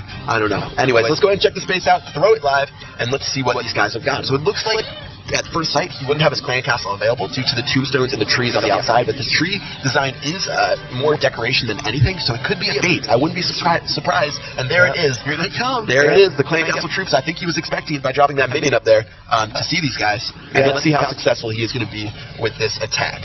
We're back to the standard Lava Lunion. We've got 3 Lava Hounds, 3 Rage, 2 Freeze. And that's an interesting trick, and I think I talked about that in a distant past video where I used to always love to leave my tombstones up, but you always accidentally hit them. It's tough to maneuver around your base, collect from your storages without hitting those tombstones. But it is a good little deception. Yeah, he's looking pretty dumbfounded right now. He doesn't know where he wants to attack from. He actually decides, hey, I don't care about those troops. I'm just going to go ahead and attack. And again, since he is using air troops, and only the witch can really shoot them, the skeletons are sort of just going to sit there. That might be a wise idea, but you do have to remember towards the end, the king and the queen are going to be affected by those skeletons on the ground. So if he tries to go for the last couple of percentage points, it might be a little bit difficult due to those guys up on the top. Yep, they're laying in wait, waiting for these heroes, and this really is a 2-star strategy. But level 11 king, level 12 queen, and you can see the defending heroes are both 30s.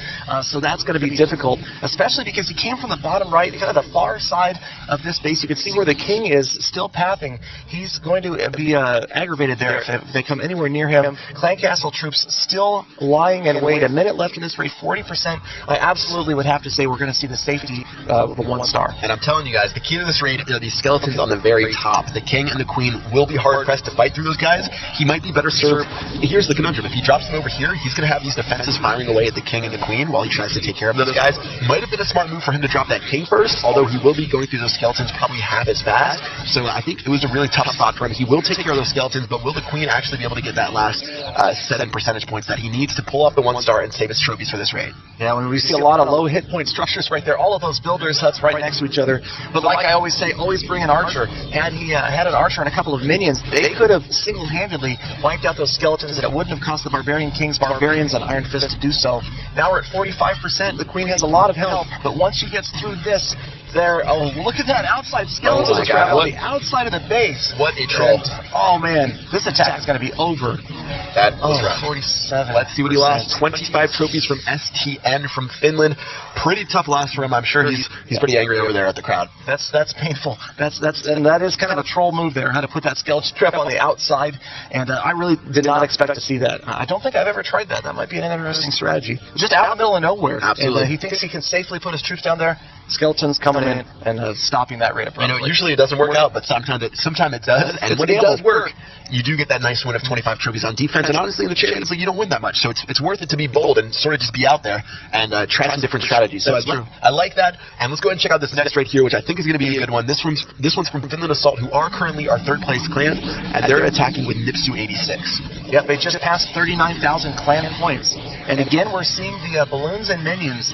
No lava hounds this time. We got a Clan Castle Dragon for the first time tonight, and that could cause some problems to some of those balloons. Really effective against those balloons. Despite the fact that it was lower level, those balloons just got annihilated. But we still have 20 left. That was really more of a Clan Castle lure. So it'd be interesting to see the technique here that Nipsu 86 uses to take out that dragon, and it's got to be minions. Absolutely. He's going to bring the dragon out to the outside after it was a tear against those balloons. And even though he didn't get through with that first initial push, I think he did a really good job keeping composed, and he still has plenty of troops left, so I wouldn't be surprised, especially with this level 5 air defense you can see scattered throughout the base. They're going to be pretty tough and pretty hard-pressed to defend against this maxed-out army composition. Yep, I loved the way he used a single balloon out there to draw the attention of the dragon, and then minions. Had he dropped a minion to draw that attention, it would have been gone in a heartbeat, and the dragon would have taken out several more minions. All right, looks like the balloons are trying to make their way throughout the base. He does have the multi-targeted Inferno Towers. They are level 1, though, so they're going to be hard-pressed to take care of those balloons in time before they get destroyed. Balloons are making their way through. Raid Spell will give them a little bit of a boost. Second Inferno Tower is down, and now he only has one single air defense that can take care of multiple targets at once. Yep. He's got an Expo kind of in an unusual spot, way towards the top set to ground and air. That's going to cause some problems as well, but we're already at 65% damage. You can see some minions on the bottom left of the screen taking out those last storages that are completely unprotected. 74% damage, more minions moving in, and minions are going to take out the town hall. Yeah, minions are going to do a great job. Rather than drop them on the top and get to the defenses quicker, he wanted to make sure that he got to that 2-star before he went any bolder with the raid. So now it's just a matter of fact, can he get 3 stars? He still has his queen on the bottom, so I think he might have a shot, especially with only that one wizard tower left. If he can protect that wizard tower from his minions, I think he might have a chance. And a great thing that happened right there with the queen's royal cloak. He hesitated. He waited long enough to drop it that she triggered a big bomb first, which is actually a Gala curse.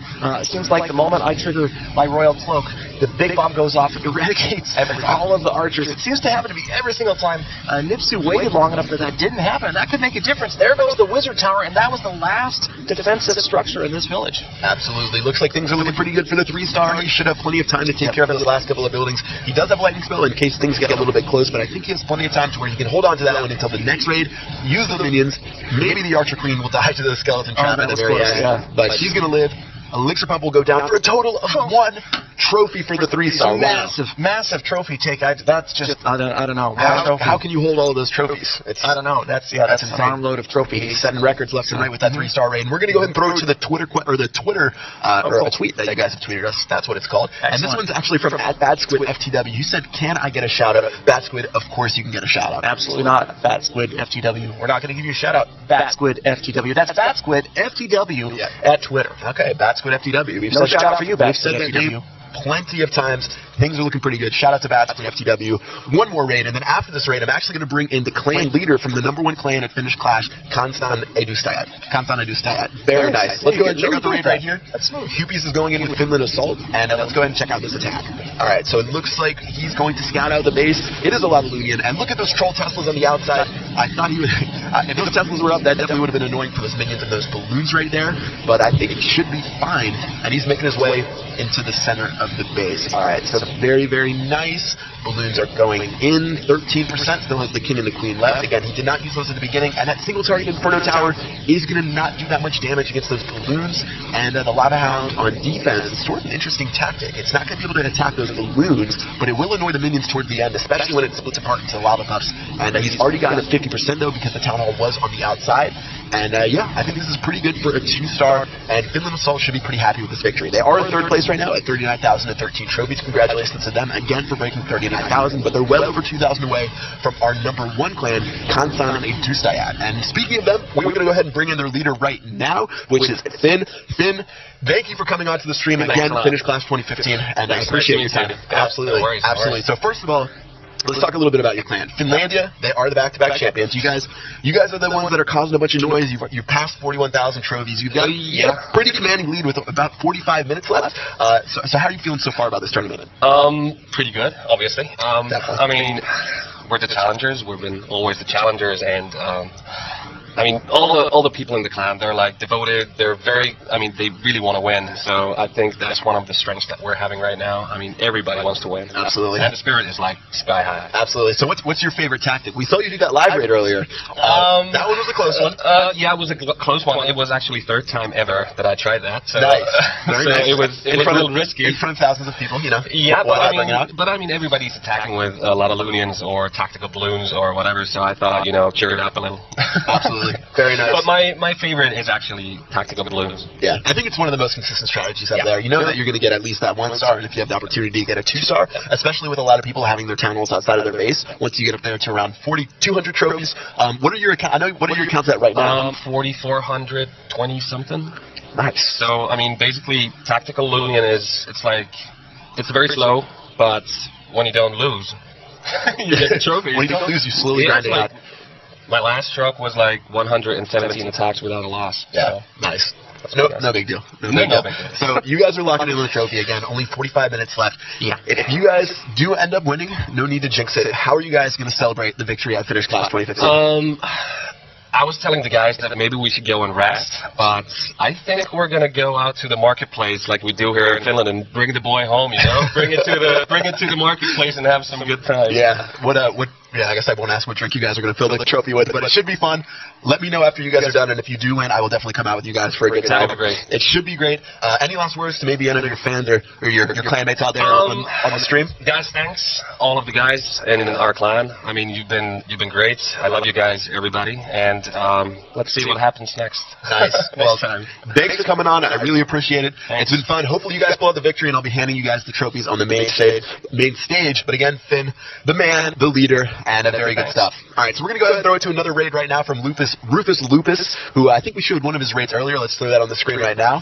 So let's go ahead and see what he's going to do, and it looks like he only has a couple of troops here. All right, so he's going to be attacking, and look at all those Teslas right there. Wow, he is one of those trolls. I wouldn't be surprised if he tried to smash the rest of his base for trolling with those 4 Teslas on the outside, but he's just going to drop those balloons. I think he's going to show him a little bit of mercy for dropping this, for having the Teslas near the town hall, and let's see if he can take this out. All right, so balloons have done their job. They've taken care of those 4 Teslas that were so trolly on the outside. Looks like the Wizard Tower right here is going to provide a little bit of resistance.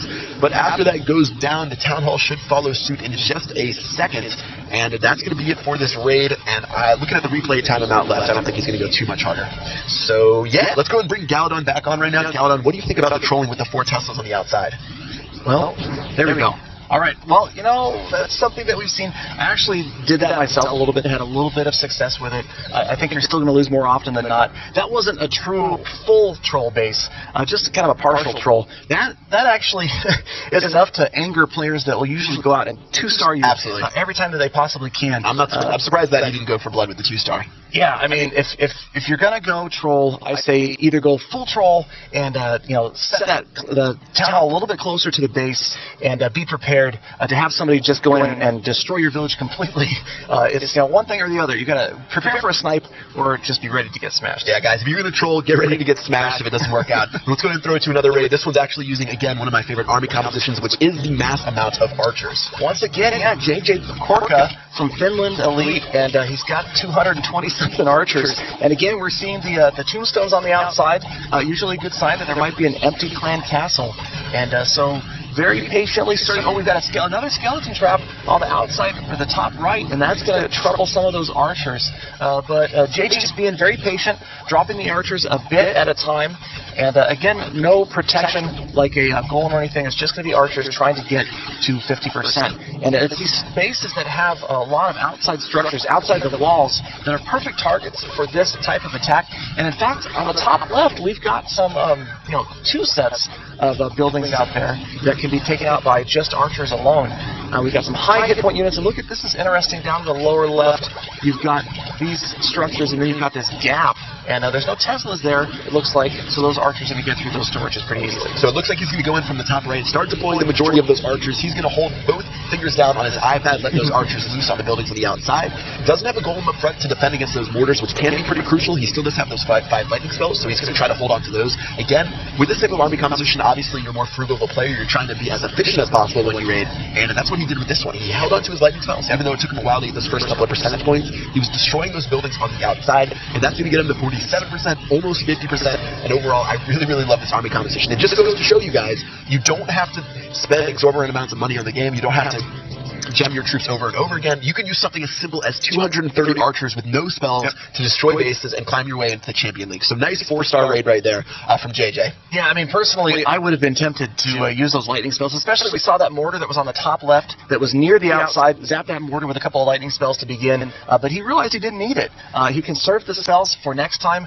They're really insurance in that sort of raid to just make sure he gets 50%. So should something go wrong, definitely didn't that time. Super cheap army, super quick victory, 1-star. Absolutely, and we're actually going to throw it to another clan spotlight, this time from Finland Elite, who are going to be trying to get a little bit farther up the rankings by the end of this tournament.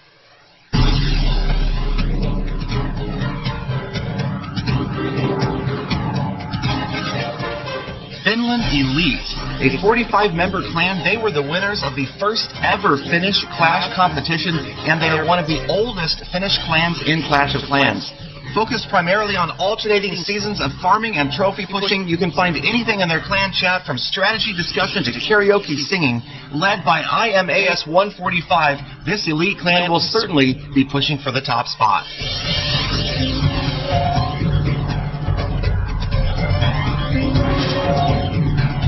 So we haven't heard a lot about Finland Elite today. Maybe they're taking a break. A lot of them might be on shields. They are around the middle of the pack. They aren't at the bottom, but they're not at the very top. So we've got a replay coming up next from Eskobar of Finlandia, who we definitely are hearing a lot from. They are in second place right now, and 40,785 clan points. So there's definitely a gap between second and first, but they're doing their best. They haven't given up yet. We're seeing a lot of attack replays from them. And Eskobar is coming in right away from the top right with the balloons, minions following in behind. First rage spell already down. Another rage spell down on the left. So this time we've got 4 rage spells and just 1 freeze spell. And again, now we've got the Clan Castle troops being activated, coming on and giving those minions some headaches. And we've got 9 balloons left, 16 minions, pretty high-level heroes. The level 30 heroes, always nice to have that extra added insurance of a relatively high-level heroes. And now it looks like that Barbarian is going to help lure those troops out to the outside of the village. Here they come, get them way out there. I hope he uses a balloon. I love to see the single balloon take out a group like this. It'll be interesting to see. More likely as minions. Here it comes the balloon. Will it happen? Oh, not quite the balloon. There comes the second one. This should do it. Massive damage to those Clan Castle troops. That is always fun to watch. The balloon just go and destroy an entire group like that at once. That is a lot of fun to see. So we got the balloons moving in. There goes another rage spell. Minions in behind, 25% damage. So we've got the Clan Castle troops out of the picture, except for, yes, the Trailing Witch is still up. She's out there generating skeletons left and right. And we'll see if that causes headaches a little bit later in this raid. The last rage spell is down. The last of the balloons, the last of the minions as well. 31% damage. Minions doing a little bit of cleanup, but again, that witch is out and about, and she is going to be complication. And there come the Clan Castle troops. Those guys are going to be a little bit of a pain. Actually, those might be the skeleton traps. I'm not sure if it was the witch that spawned this or not. Here she comes up. Yeah, there's the witch over there. Her little babies are going down right there. He's going to drop his free spell. It does mix out on that X though, and starting to think he might be a little hard pressed to get to that first star. He did drop his king on the very bottom, which was definitely a mistake because he aggroed the Barbarian king. He activated his queen's ability right away. I'm pulling my hair out on stream right now. What is he doing? My gosh. He is in trouble, and this raid is going to be over. As soon as it looked promising, it was over. He could have attacked from the left-hand side where there were no heroes, and now he's just staring at the screen. This is the old staring at the screen. Yeah, I think we talked about this once a long time ago. This is a screen stare. This is the one where you stare at it, you only have 1 wall breaker. You're like, is there any way I can get 5% with 1 wall breaker? But unfortunately for him, there is no possible way. Some Dark Elixir maybe drops on the far left. Yeah, you can try to blow up the Dark Elixir storage, but that's about the only thing he's going to be able to do. And unfortunately, Finlandia, their gap is going to become a little bit wider with Hansan and Ustad, and that is going to do it for the raid. So minus 29. That's a brutal loss. That's a day's worth of work. And unfortunately for Finlandia, if that's one of their top players, that means they lose about 14 or 15 trophies from what they had. So tough stuff on that raid. I think he really had a chance to be dropped from the bottom left, but who knows? Maybe he got greedy for loot. Maybe he just wasn't looking at the screen clearly. But maybe too many beers out there having too much fun. Or maybe number 1 clan sort of shook his shoulder. Maybe it was an opposing clan member was over his shoulder, shaking him around and trying to distract him. You never know. I mean, it's tough. There's a lot of pressure involved when you're doing these raids. attacks, and especially now. I mean, even if you're not live attacking, you're facing a different situation than you would be at home, sitting on your living room couch, clashing however you want to when you're by yourself. You've got a big group out there, and of course, again, all these guys that we're watching attacks from are doing these, well, most of them probably are doing these attacks out there right now. Absolutely. Let's go ahead and throw to another replay. This one is from Benku83 from Finland Assault. Let's go ahead and check it out. And it looks like he's brought a jump spell, 2 rage spells, and 2 free spells to try to get 2 stars after he takes care of that town hall on the outside. Yep, so the queen first. I don't know if I would have done that. I'd love to save the queen for something else. You test to see if the town hall is troll trapped, which it wasn't, which you could have done, say, with just a single archer. And then maybe 1 archer, 1 wizard would have gotten through that. But the queen's going to be there, and of course, now that she's through that town hall, it's going to be hard to predict where she goes. Got a rage spell going down, the golems moving in, so it'll be interesting to see if those golems protect the wizards or not. Yeah, it looks like they're going to the left-hand side, but a lot of the defenses are going to be on the top left. And in a second, the Inferno Towers are going to go crazy. Those 3 golems are doing absolutely nothing. Wow. They're just sitting there, smacking away. And I think he should have dropped his jump spell a little bit earlier, because now the golems are going to provide almost nothing to this raid, except for when his troops walk around the left-hand side. And because there was that gap in his base, none of his troops actually hopped over the wall with that jump spell, and it looks like he might be in trouble to try to get to that 50%. Yeah, that's going to be tough. I mean, those golems, still an awful lot of health out there, but look how the king is ahead of the golems, not what you want to see. We do have a bunch of witches down here in the lower left behind these golems, so I'm thinking the 1 star could still happen. There goes another rage spell. And get in there, witches and wizards. Let's use that rage spell. 43% golems against. There's the last rage spell. So 44%. It's going to be close. But now the golems are going to distract. Even these defenses on the far left. You got a couple of wizards on the outside, and now we're quickly up to 49%.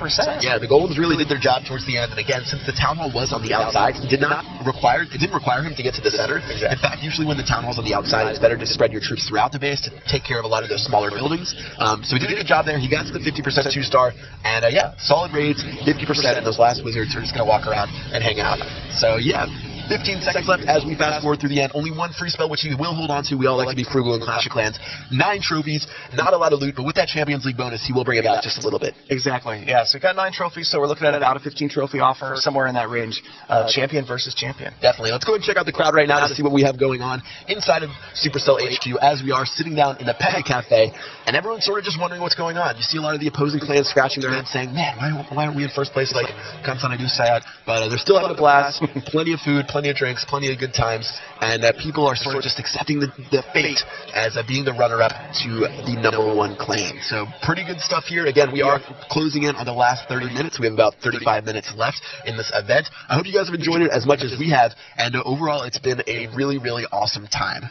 Yeah, I mean, you don't see a lot of sullen faces out there. Everybody's really happy to be here, and it's just exciting to see, the players organize this 5 times by themselves, and to see the 6th one happen the way it has really been cool. Again, even though it wasn't really this really super close battle for first place to see who's going to take home the trophy, that's really not what it was about.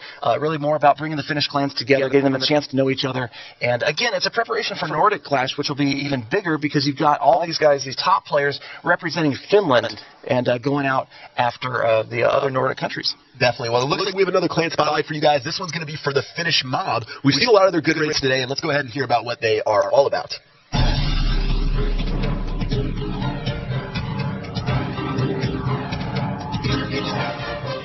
Finnish Mob is a contender at Finnish Clash with the sister clan in the Finnish Mafia. They were founded in late 2012 when Clash first came out, and they have a long tradition of hardcore farming. They've held a decently solid amount of trophy pushes, and they pride themselves as being a family and a very active clan. When asked about the 2 most important parts of being a member, they said 2 things. Number 1, humor in chat, and number 2, having fun.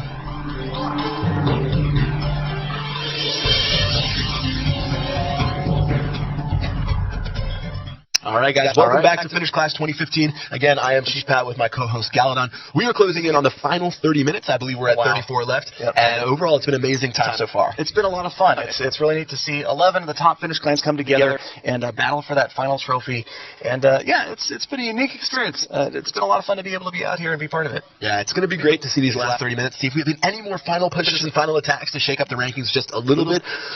but it will be a struggle for other clans to catch up. Again, you guys can tweet at us using the hashtag #LiveClash, and let's go and take a look at the leaderboard right now. There we go. So once again, Kansan Edustayat, we've said that name so many times we're getting good at it. They've held that lead the entire tournament, and pretty much it looks like that's where it's probably going to end. They've got to be out there getting ready to celebrate. Finlandia never giving up, having won 2 in a row, but the 3-peat just not going to happen. Finland Assault in 3rd, and it looks like a solid 4th place Finland with a 1. Finland Elite, Pro Finland, and Finioku Kalani still trying to get off the bottom. Absolutely. You know, it's been a really good time. Honestly, yesterday, Finlandia was at somewhere around 39,000 trophies, so to gain 1,000 trophies and around the course of the day is definitely impressive. And we're going to go ahead and throw it to Twitter once again and get your guys' Twitter questions from the hashtag #LiveClash. So let's go ahead and get that on the screen right now and see what you guys have to say. And you guys have been sending us a lot, and you can still send them in before the end of the stream. So this one's from @CornCrafter, who said, what do you think are going to be the next upcoming troops, or what are they going to be like? And what do you think the next upcoming troops are going to be like? That's an interesting question because, you know, I'd like to see some more Dark Elixir troops. I mean, I know we have lots of empty spots just teasing at us, those big empty spots in the Dark Elixir or the Dark Barracks for lots of potential troops. I know that I've talked about maybe them adding a single space Dark Elixir troop, like an Archer Barbarian type, because you don't have a Dark Elixir troop right now that takes up just 1 spot. Yeah. You've got the 2-space minion. So it'll be interesting to see where it goes. But, you know, I would like to see it more regular troops as well. I'm hoping every time I come to Finland, I usually come with a list of your guys' hopes and dreams and what you guys would like to see. And, you know, I read all the comments on YouTube, and I'm constantly checking my Twitter. So I came to them and I had all these suggestions. And when they start coming and telling me some of the things that they have ideas for, it just blows my mind. I mean, these guys are the best at what they do. And so it's neat to see that there is going to be some really interesting stuff coming up in the future for Clash, and you guys are going to love it. Absolutely. If I had to guess, or if I had to, I guess, wait, what was the question again? What do I think? Another troop. Oh, another troop, yeah. Okay, so if I had to pick another troop, I would pick something that sort of, it was like a catapult that was also a battering ram. So you'd have a catapult, it would shoot like 3 shells, and then after it shot its 3 shells, it would just charge forward into the base and destroy the first thing that it hits. So that would be my idea. Let's go ahead and throw it to another replay, though. This one is from Tommy, from Swami Ben Huckset. And let's go ahead and check out what he's all about. Using the only, he's using Lavalunian without the onion. So he's using Lavalun. Lavalun, oh, no minions. So we're going to be counting on the, probably the lava pups to do the damage to those outer structures. Again, you know, you've got to consider, it's with any raid, especially say Giant Healer, you've got to be bringing in cleanup troops. And here we only see 2 rage spells left. And so there are a few minions in the town hall, the clan castle. I should have counted on that. I mean, obviously, he's going to want something to clean up. Tommy knows what he's doing. So only Dan Hookset. They didn't get to this championship without being solid. They've got tons of structures out there completely unprotected, and lots of extremely low-level walls out here and low-level defenses. Definitely. He's at 48%, and if I had to be honest, I think this base was about as well thought out as the color of level 11 walls. It's not going to serve him any purpose, and he should be getting destroyed by this Lavalun army composition. He sort of said when he brought only Lava Hounds and balloons that he said, hey, listen up, I'm going for the 3 stars, going big or going home. He did have some things in the clan council, but whenever you bring an army composition like this, you're getting the 3 stars or you're getting nothing, and that's what ended up happening with this raid. It went right in his favor, and he ended up getting the 3-star, hopefully against his base, as long as this king doesn't do anything crazy towards the end. Yep, well, you've got the Lava Pups doing exactly what we talked about at the beginning of the raid, behaving as minions would, and cleaning up those outer structures. The Lava Hounds go down, Lava Pups take over, you've got an air skeleton trap, that's gone. And, pretty much foregone conclusion, even without the king, that this is going to be a 3-star attack. Really, really good stuff from Tommy's from Swami Ben Huckset. Looking at the scoreboard, they are 3rd to last right now. Only 245 trophies away from Swami Poika, their name and, I guess, fellow clan with the same Swami in their name. So, yeah, 99% last building will go down. For the 3-star, 15 trophies in Master 1. Very nice raid by Tommy. So, Pat, you got a problem with blue? Yeah, I got a problem with blue. I don't know what they were thinking with those level 11 walls. Because if you look at Town Hall 10, you got the red Town Hall 10, you've got the red Expos, you've got the red Inferno Towers, you've got the red Cannons, you've got the red Dark Barracks, and then someone at Supercell said, hey, I've had a couple of beers, let's go ahead and make these walls electric blue so no one has any idea what's going on with our base. And then you see all these artists come out with their renderings of what they think Town Hall 11 is going to look like. It has to be blue. If Town Hall 11 is anything, it has to be blue. I don't know. I'm hoping it's not. Yeah. I'm hoping it's not blue. Let's go ahead and check out the crowd to see what they have going on out right now. And it looks like everyone's sort of just hanging out. You see a couple of people there just eating their food, getting their shield, and it looks like this one's sort of locked up as far as the rankings will go. Yep, we're in the last 30 minutes of Finnish Clash, so you can see we've been out here for a long time. These guys are still raiding their hearts out, maybe discussing strategy. Again, the winner, pretty much a foregone conclusion, but it's still been a lot of fun. 11 of the top Finnish clans, and again, these guys, some of these guys will be getting together to battle in Nordic Clash shortly after the Finnish Clash tournament wraps up. Absolutely, that one's definitely going to be a bloodbath against other people like Sweden. We'll have to see what they have in store for these Finnish clashes, but it should be a pretty amazing time. And let's go ahead and check out our next replay on the screen right now, which is going to be Haha 8 from the Finnish mob. I love that name. Haha 8. And that's he's got some, again, a lot of lower level defenses in this base. And sometimes when you see these lower level walls, lower level defenses, it can lead to a false sense of security, to give you a little bit of overconfidence, thinking you can just steamroll the base. We'll see what happens here. Let's check out how many spells Haha 8 has brought. That's right, one rage spell. Just one single rage spell is here, and we'll try to zoom out and see where. Here we go. Here come the balloons from the top right of the screen. The Lava Hound in behind, but it's going to pass those balloons. And unfortunately, a lot of those defenses went right to work on those balloons before the Lava Hound came in. Yeah, that was a little bit of a failure. He's going to try and make his way into the base. Honestly, those walls really aren't that well upgraded, but when it comes to those Inferno Towers, they are nearly maxed out. I think one is and one's level 2. The air defense are only level 5. There is a level 6 on the left-hand side, which is doing its job. But again, those Inferno Towers are going to be really treacherous, especially when you don't have something tanking for them. Yeah, and no freeze spells whatsoever. Now you see where those Inferno Towers are laid out.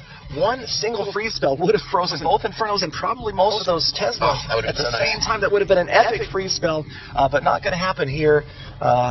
It's going to be tough. Boy, 38%. Yeah, 38%. He does have his queen left as well as a couple of minions, but the skeleton trap air traps are going to be able to follow his minions wherever they go. Yeah. So he's sort of just deciding where he wants to attack. If I had to attack, I do see a lot of the buildings in the very bottom, which are open to attack, but he decides to go right into the skeleton air traps. You know, what I think would have been smarter is attacking the bottom right-hand side, because the trap troops would have had to walk all the way or fly all the way to the bottom right, and he might have been able to destroy a building or two before that happens. So now he has the queen. The queen's going to do a great job. She's going to destroy some of these buildings here, and she's actually going to start making her way through. Let's see if she attacks the wall or there. Wall. I'm putting it all on wall. Oh, what? Looks like you are going to be out of money. She's going to the Archer Tower. What a saint. Looks like she's doing great. And if only he didn't waste those troops up top. Archers. If only he didn't waste those troops on the top left, he could have tried to go for something else. But right now, the queen is going to be shot down at by that mortar and by that Archer Tower. The Archer Tower dealing the bulk of the damage. And as she gets shot down, tears have been shed by Haha 8 as his opponent laughs at him at a -30 cup offer. Oh, that is a tough loss. I think that's the biggest loss we've seen tonight, 30 trophies. He is Master 1, though, so he can make that back with just 2 good raids, easily. If it was someone above 4,000 trophies, that would have been pretty catastrophic. But overall, not what you wanted to see from that raid. No, that was tough. And again, maybe he didn't have his king ready, wasn't fully prepared to bring in all those spells. Something that you definitely have to be careful about, the targets that you're going after if you're not bringing in all of your troops and all of your spells. Again, for me, unfortunately, sometimes I don't notice that I don't have, say, my heroes or all of my spells until after I've dropped the first troop on the screen. And then you look and you panic and you realize I don't have a hero, and it's too late to change. Absolutely. And speaking about forgetting things, let's go ahead and go to our Twitter question right now. This one actually is directed at you, and it says, at Lost Phoenix Clan, do you often forget to use the king and queen's ability? No, never. That's never happened. Next question. So, I mean, it happens, and you know, a big part of these of winning raids can be timing it correctly. It does happen to me sometimes. I would like to say more often than not, I do remember to use it, but I don't always use it at the correct time. Panic sets in sometimes, and you hit it too early. You know, I really think I did an episode recently on the turbocharged king, where people gave me a lot of criticism for hitting the king's ability too early, but it does help that king fast forward past the queen, gives her a chance to take out the town hall when you're looking at those typical Lavalunian raids where you've taken out about 50% of the village. And at that point, you already have the first star pretty much sewn up, and you're going for that town hall. And the queen, being so unpredictable, she needs all the help she can get to the town hall. And sometimes that royal cloak is the difference between 1 and 2 stars. Absolutely. What I like to do when I'm raiding is usually after you've dropped all of your troops, really you're watching the raid and there's nothing else you can do. What you should do is focus on your king and queen's ability icons, because you can watch those go down. Don't look at what's happening on the screen, you don't have to worry about that until the end of the raid. Just literally dead set on those king and queen icons until they get as low as possible, then activate them, and you're going to get the most possible out of both your king and your queen. That makes a lot of sense, because now that the recent updates have given you the ability to see that health diminish, you really have no excuse for not using them unless you just completely vapor locked and you're not paying attention. That's a great piece of advice. Don't even focus on what's going on. You have no control over the raid at that point except for those 2 buttons, so why not just focus on those alone? Absolutely. Let's go and throw it to our next clan spotlight. This one's actually going to be the last one from our clan, who's actually towards the bottom of the standings right now. I believe in last place, Finn Yoku Klani.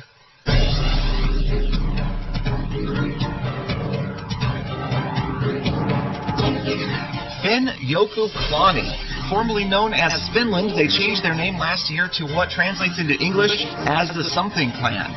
They have members from many different age groups and league levels, 50 active members. You can almost always find somebody online. Led by New Dexterous, this Something Clan will be focused on one thing, and that is grabbing as many trophies as they can in today's tournament.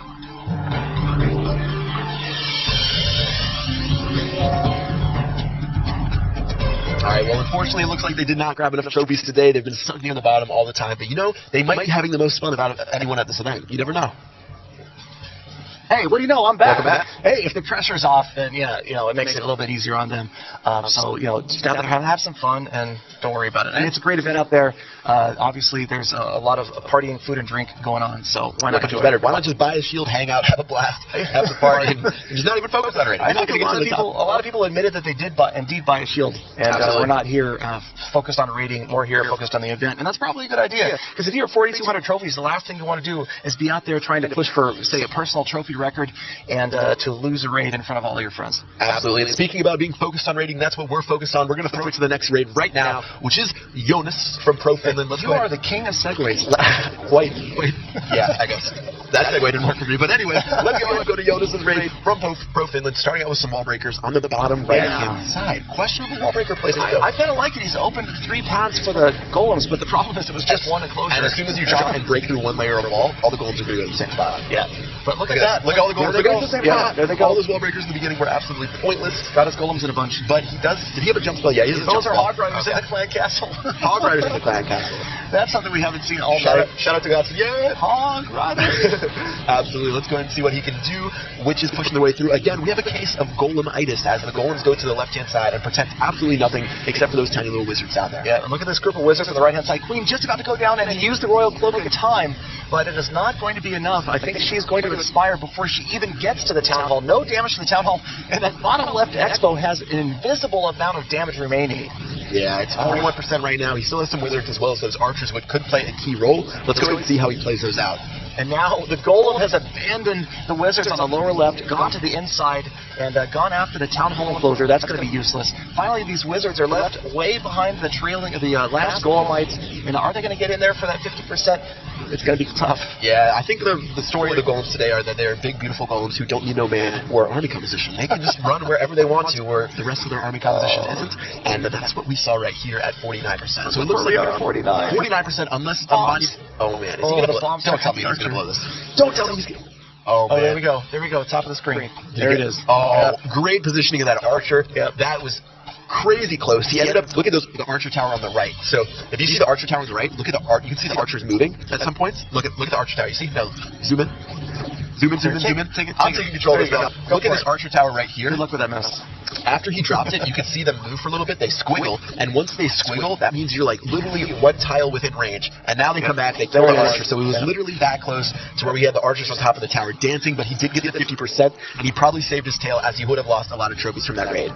Yeah, that was tough, and he actually saved himself by just deploying one archer at a time at the top left, because you saw there was a group of those small bombs up there. Had he deployed all the archers together, they're all going to be history. Absolutely. Make sure you drop those guys one at a time so you can see what's going to happen. Even if you dropped that one archer to where he was away from the golem, the splash, or from the mortar, the splash damage from that mortar would have hit the other archer and then killed that one. So good stuff there. Let's check out that crowd feed one more time to see what our Finnish Clashers are up to. Looks like they're ready for the end of the event, which is coming up soon. Only 17 minutes left as we count down the last couple of raids. We can see if anyone can pull out some massive trophy offers. We've seen some upwards of 54 as of recently. We saw a couple of ones today that had like 45 trophies available with some 1 and 2 stars. So it's safe to say that we've seen some solid raids today worth a lot of trophies. So it looks like they're having a blast, finishing up on those last couple of drinks and food. And I'm hoping there's some food left for afterwards for us, you know? Yeah, that would be nice. That'd be nice. I don't know. I mean, it looks like they're having an awfully good time out there. Yeah, they're looking like they're having a good time. Sometimes we wish maybe we'll hold it for like another hour after this off stream so we can hang out with them. But yeah, things have been really good, and I hope you guys have enjoyed the last 3 hours and 45 minutes of raiding as we come down on the last couple of minutes. So one more replay to show you guys. Let's go ahead and throw that on the screen right now. That's going to be Jammy Man from Finlandia. Again, the number 2 clan trying to close the gap as soon as possible. Yep, and we're back to the traditional Lavalunian attack with 3 rage and 2 freeze spells. More of the mass deployment. You can see those lava hounds going down. The 2 rage spells, real typical of this raid. The guide I made earlier really talked to this style attack. We've seen a lot of the more precision style attacks tonight, which has been really interesting, and I definitely learned a lot. But this, again, the mass deployment of all of the troops from one side of the village, and you can see the town hall just about fell, almost went down before those units were taken out. And now we've got a typical situation. We've got a lot of lava pups and minions right here on the left-hand side. And showing some patience, Jammy Man waiting to see how many units or how many buildings they can get through. A lot of buildings along here, along the outside. And yep, he's going to drop the king to take those out of the way. So I'm guessing he's hoping the king is going to hit 50%. How many of those structures will the king go after before he turns and goes after the wall? Absolutely. He's going to try to take care of as many as he can. I actually thought he would have attacked the wall there, seeing as sometimes he gets a little bit crazy, but fortunately he's going to keep going for those buildings. The other queen is looking at him with a questionable look, to say the least. Yep. And now we only have, he still has a couple of, he has the queen left as well as 2 wall breakers, so I think he's sitting pretty for this raid unless something just goes catastrophically wrong. Yeah, it's nice to see the king behaving and staying outside the walls for a change. And he's actually going to very patiently get through all 6 of those structures, 50% first star, and now he has turned. It's almost like he knew he had hit 50%, and now he can turn and bang against the wall. Here we go, top left. He's going to make that last-ditch effort with the queen to try to get to that town hall. She's targeted that inner wall. You can see right here that she set her target as that wall. But once she gets through that wall, she was probably going to be within range of the pathing defending king, and he's going to pose some problems. He's much higher level than she is. Absolutely, and she will be in range of that Expo too once she gets close enough. But the king should have enough damage to smack away on her, even though she does have the royal click ability. It's going to be pretty tough for her to stay alive. So there's a punch to the face. Some domestic abuse in Clash of Clans never like to see that. He's going to go ahead and keep smacking away those archers, but he will be shot down. And now it's just the archer queen left. But he says, "Hey, she's shooting for the money. I don't care about that. Let me go ahead and end that battle and save my queen's life." I like that strategy there. I liked it too. Yeah, he ended the raid when he saw that she didn't target the town hall. She targeted that Tesla, and pretty much at that point, you know she's going to go after either the Tesla next to it, the gold storage. She's not going for the town hall. She's not that smart. Absolutely. Let's go ahead and throw it to another quick Twitter question. This one might be the last one of the day at the hashtag #LiveClash. Let's see what you guys have to say one last time before we wrap the stream as we approach the last 13 minutes. We've been getting good questions all day. This one is from Elliot Heine. He asked, at Clash of Clans, do you create war troops based off the base you attack, or have general war troops that you always use? That's a good question because, obviously, and that's something that I've talked about when it comes to clan wars, you've got 24 hours to prepare. You have no excuse for not being ready with a custom army for the base that you're going after. And it's something that maybe we should talk about again in videos. We talk about when you're preparing for a clan war, it's nice to know what base you're going after instead of having this free-for-all where maybe some of your clan members are battling over which base they want to take because they see an easy one and several people want to go after it. Sometimes we've got clans where you have to attack your mirror. If you're number 5, you have to attack number 5, and or at least you call bases. If you've got enough organization within your clan to call bases out, number 23, I want to take number 18 on, then you've got 24 hours to prepare your army. And no, I personally, I do not bring the same army every time. I'm usually either using the Quattro Lavalunian or Go Wee Wee Go Wipe, and it definitely depends upon the base that I'm attacking. And even from then, the jump spells can depend upon the wall layout. Definitely. There's a lot of different changes you can make when you're making your clan war army composition because compared to regular raiding with clan wars, you actually have the opportunity to scout the base and decide what troops you need when you attack. So maybe for certain bases, you can switch it up. Yeah, like you said, with the jump spells and the wall breakers, maybe sometimes you can see, okay, I can reach that clan castle with the hog riders. I'm going to go ahead and bring a couple of hogs with my raid. Or maybe I'm not going to be able to reach this clan castle instead of those hog riders. I'm going to bring in something like a lightning spell. You can make a bunch of tiny tweaks to your army composition, and you can make it more hyper-specific for the base you attack. So you definitely should switch up your army composition depending on the base you attack. Just see what happens, see what bases are left towards the end of the war, try to call it out so your clanmates don't get mad when you steal their base, because they made an army composition sort of poised to attack that. So great question, and try to make a specific army composition for each base. And just one more thing I would add is when you're talking about the end of a war and you're cleaning up, a lot of cleanup attacks as we call them, oftentimes you're going to be attacking a base that's already been attacked. You absolutely should know what's in the clan castle. I mean, unless the first attacker never got to that point, you're going to know what's in the clan castle and you're going to know how to deal with it. You can check the range of that clan castle. You can see exactly what you need to do to lure out those troops. And there's really no excuse for lack of preparation when it comes to that. Dragon is going to be handled much differently than 35 archers in a clan castle. Absolutely. Let's go ahead and bring another live replay on your stream right now. This one is from Auntie13. We saw a great raid from him earlier today. Let's go ahead and fire this one up where he's actually using some dragons and as well as some hog riders. Is this the same composition we saw earlier? It might be. He's got the 8 hog riders, a lava hound, 7 Look at dragons. this. Oh, that's interesting.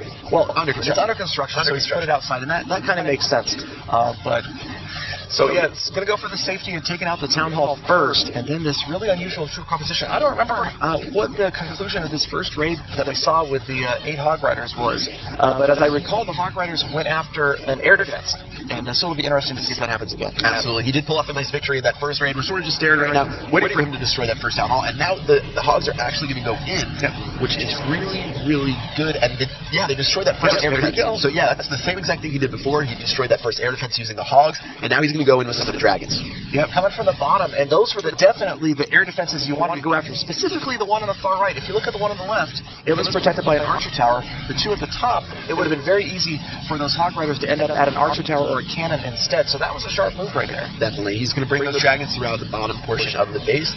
Inferno towers are set on single target, which is going to help him out just a little bit. And here goes the lava hound to protect his dragons as he attacks to the bottom left-hand side. So if I were to probably step up in my attacks over there, which he's going to do right now, lava hound's going to take a ton of that damage from that air defense. He's going to drop that rage spell finally. I think it was a little bit late. It could have been a little bit quicker, but still he's sitting pretty for this raid. Yep, and actually, Pat, those Inferno towers are on multi-target, but it was just the lava hound that was the only one that was within range on the left, and now you can see they're going to work on those dragons.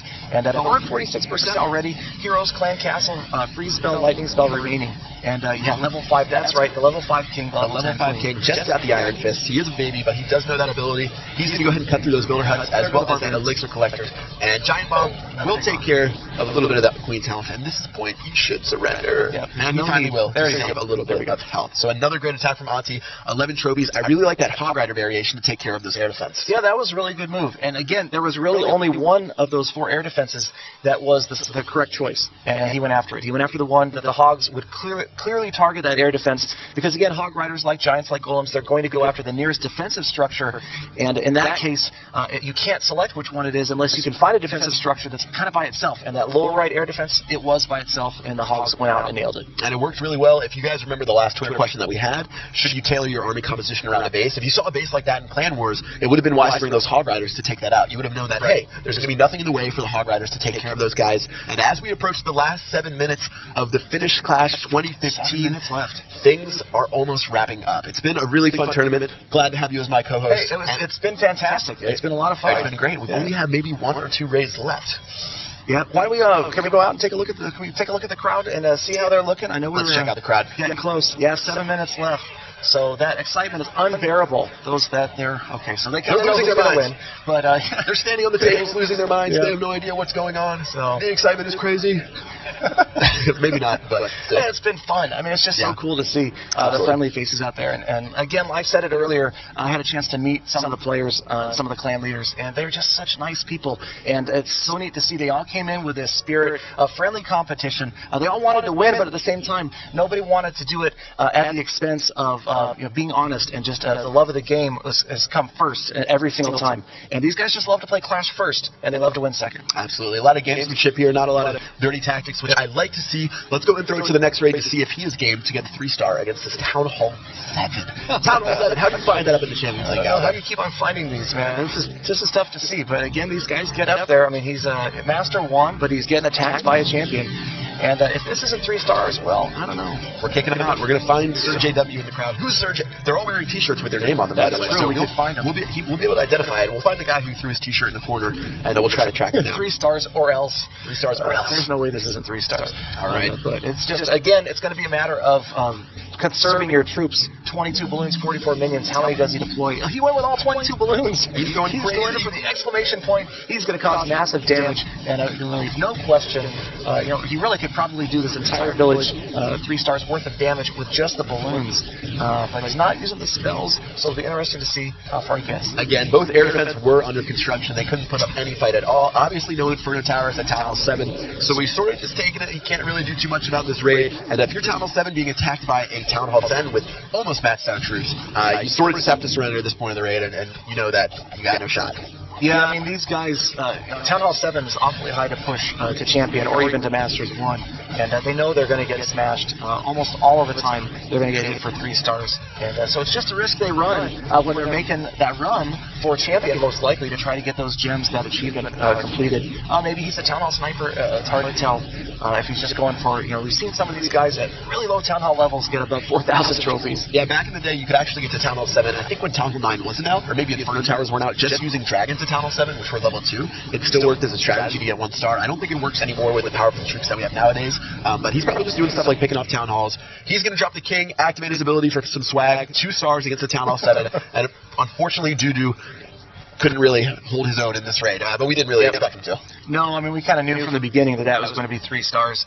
Those guys, they're really up against it when they're out there, but he didn't get taken for a lot of trophies, which was nice for him to see. He found, he got found by a slightly higher level player, so rather than getting smashed for 20s or 30-something trophies, it was just a few trophies that he lost. Absolutely. Let's go ahead and do one more raid right now. This one is from Tuco Puko from Finlandia, the best name of the day.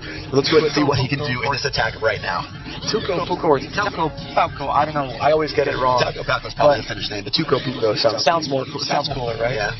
Sometimes. But yeah, we're back to traditional Lava Lumion 3 raids, 2 freeze.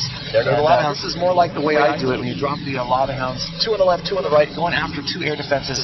It's critical to watch where those air defenses are when you drop the Lava Hounds. You see these more and more lopsided bases that are intentionally trying to keep this from happening. But when you're attacking like this, if you can get the Lava Hounds to target 2 and 2, that generally leads to a success if you can follow through with a good rage and freeze spells. Definitely. He did aggro the skeleton traps. They're not going to provide too much of a difference. As well as the Queen is down, she was not able to make a difference for this raid, as well as the Canadian Council troops were non-existent. So at 56%, he is going to go for that Town Hall using the minions. Unfortunately, they will get shot down by that multi-targeted Inferno Tower, but let's see what the King and Queen have towards the end of the raid.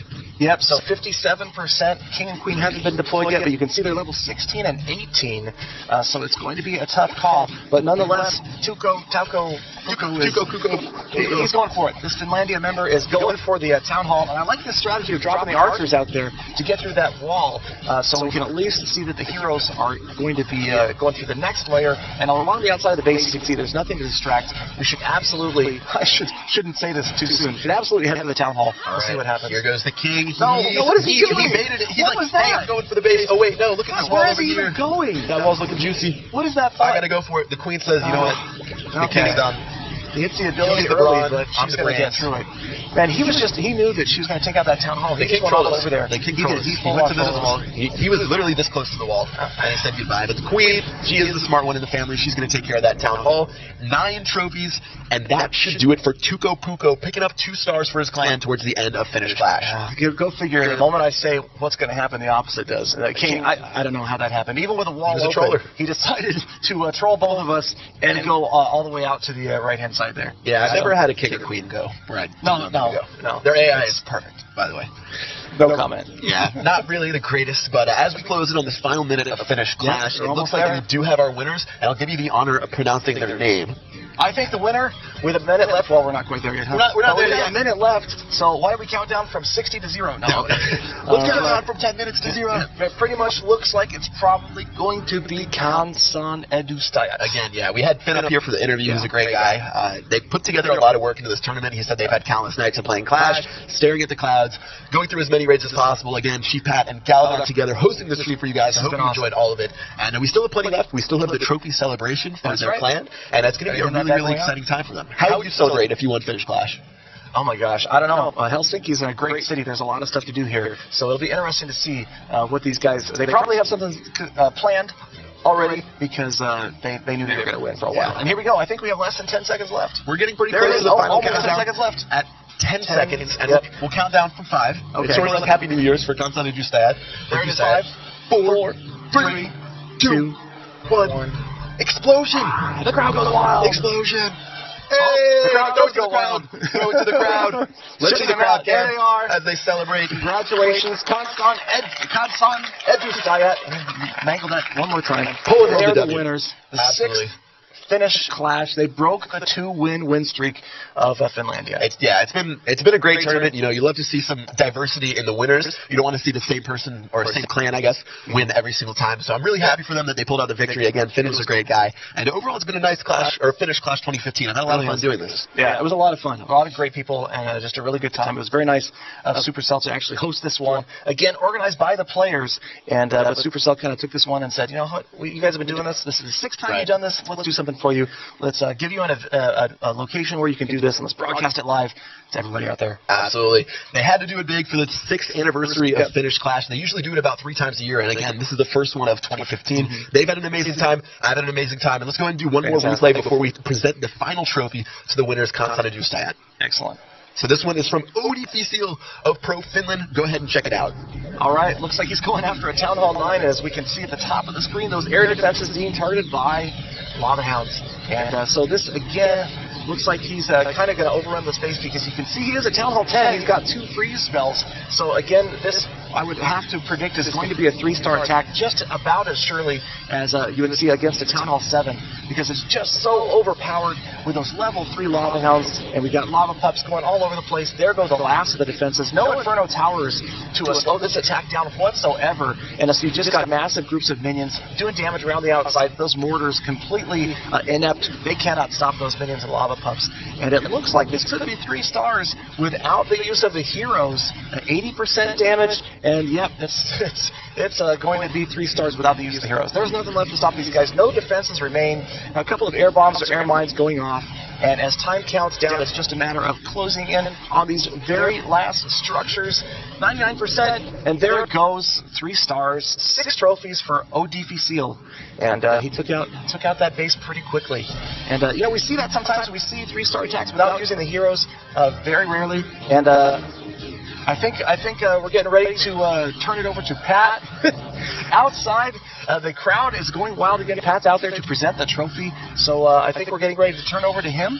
And let's see what he has to say out there on stage. A new champion. So I'm proud to announce that Kansan Edusayat is our Finnish Clash champion of 2015.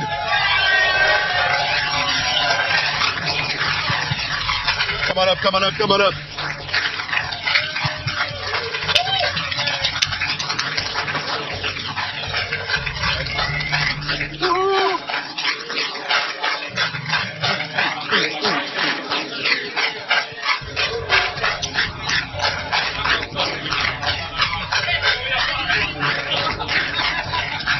All right, as we get the last couple of members up here, lots of people representing Kansan Edusayat, and I'm happy to give Finn the first inaugural Finnish Clash trophy.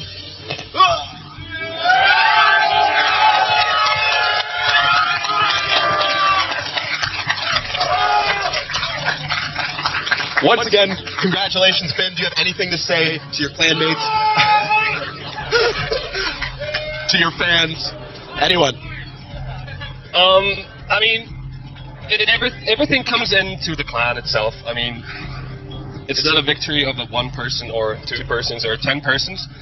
It's a victory of the whole clan. I mean, everybody made a difference. It doesn't mean if you're number 50 or number 10 or number 1 in the clan. I mean, we all made it happen. If you want to win, we're going to win. And, of course, Finnish Clash. Imas and his family over there, big thanks. And last but not least, Supercell and James. James, you made this venue happen. So thanks a lot for that. And Mom, send me some money. I'm out of gems. Very well put. All right, guys. For Supercell, for all 11 Finnish clans, for all you guys who came out, thanks for stopping by, as well as my co-host Galadon, and we will see you next time for Finnish Clash.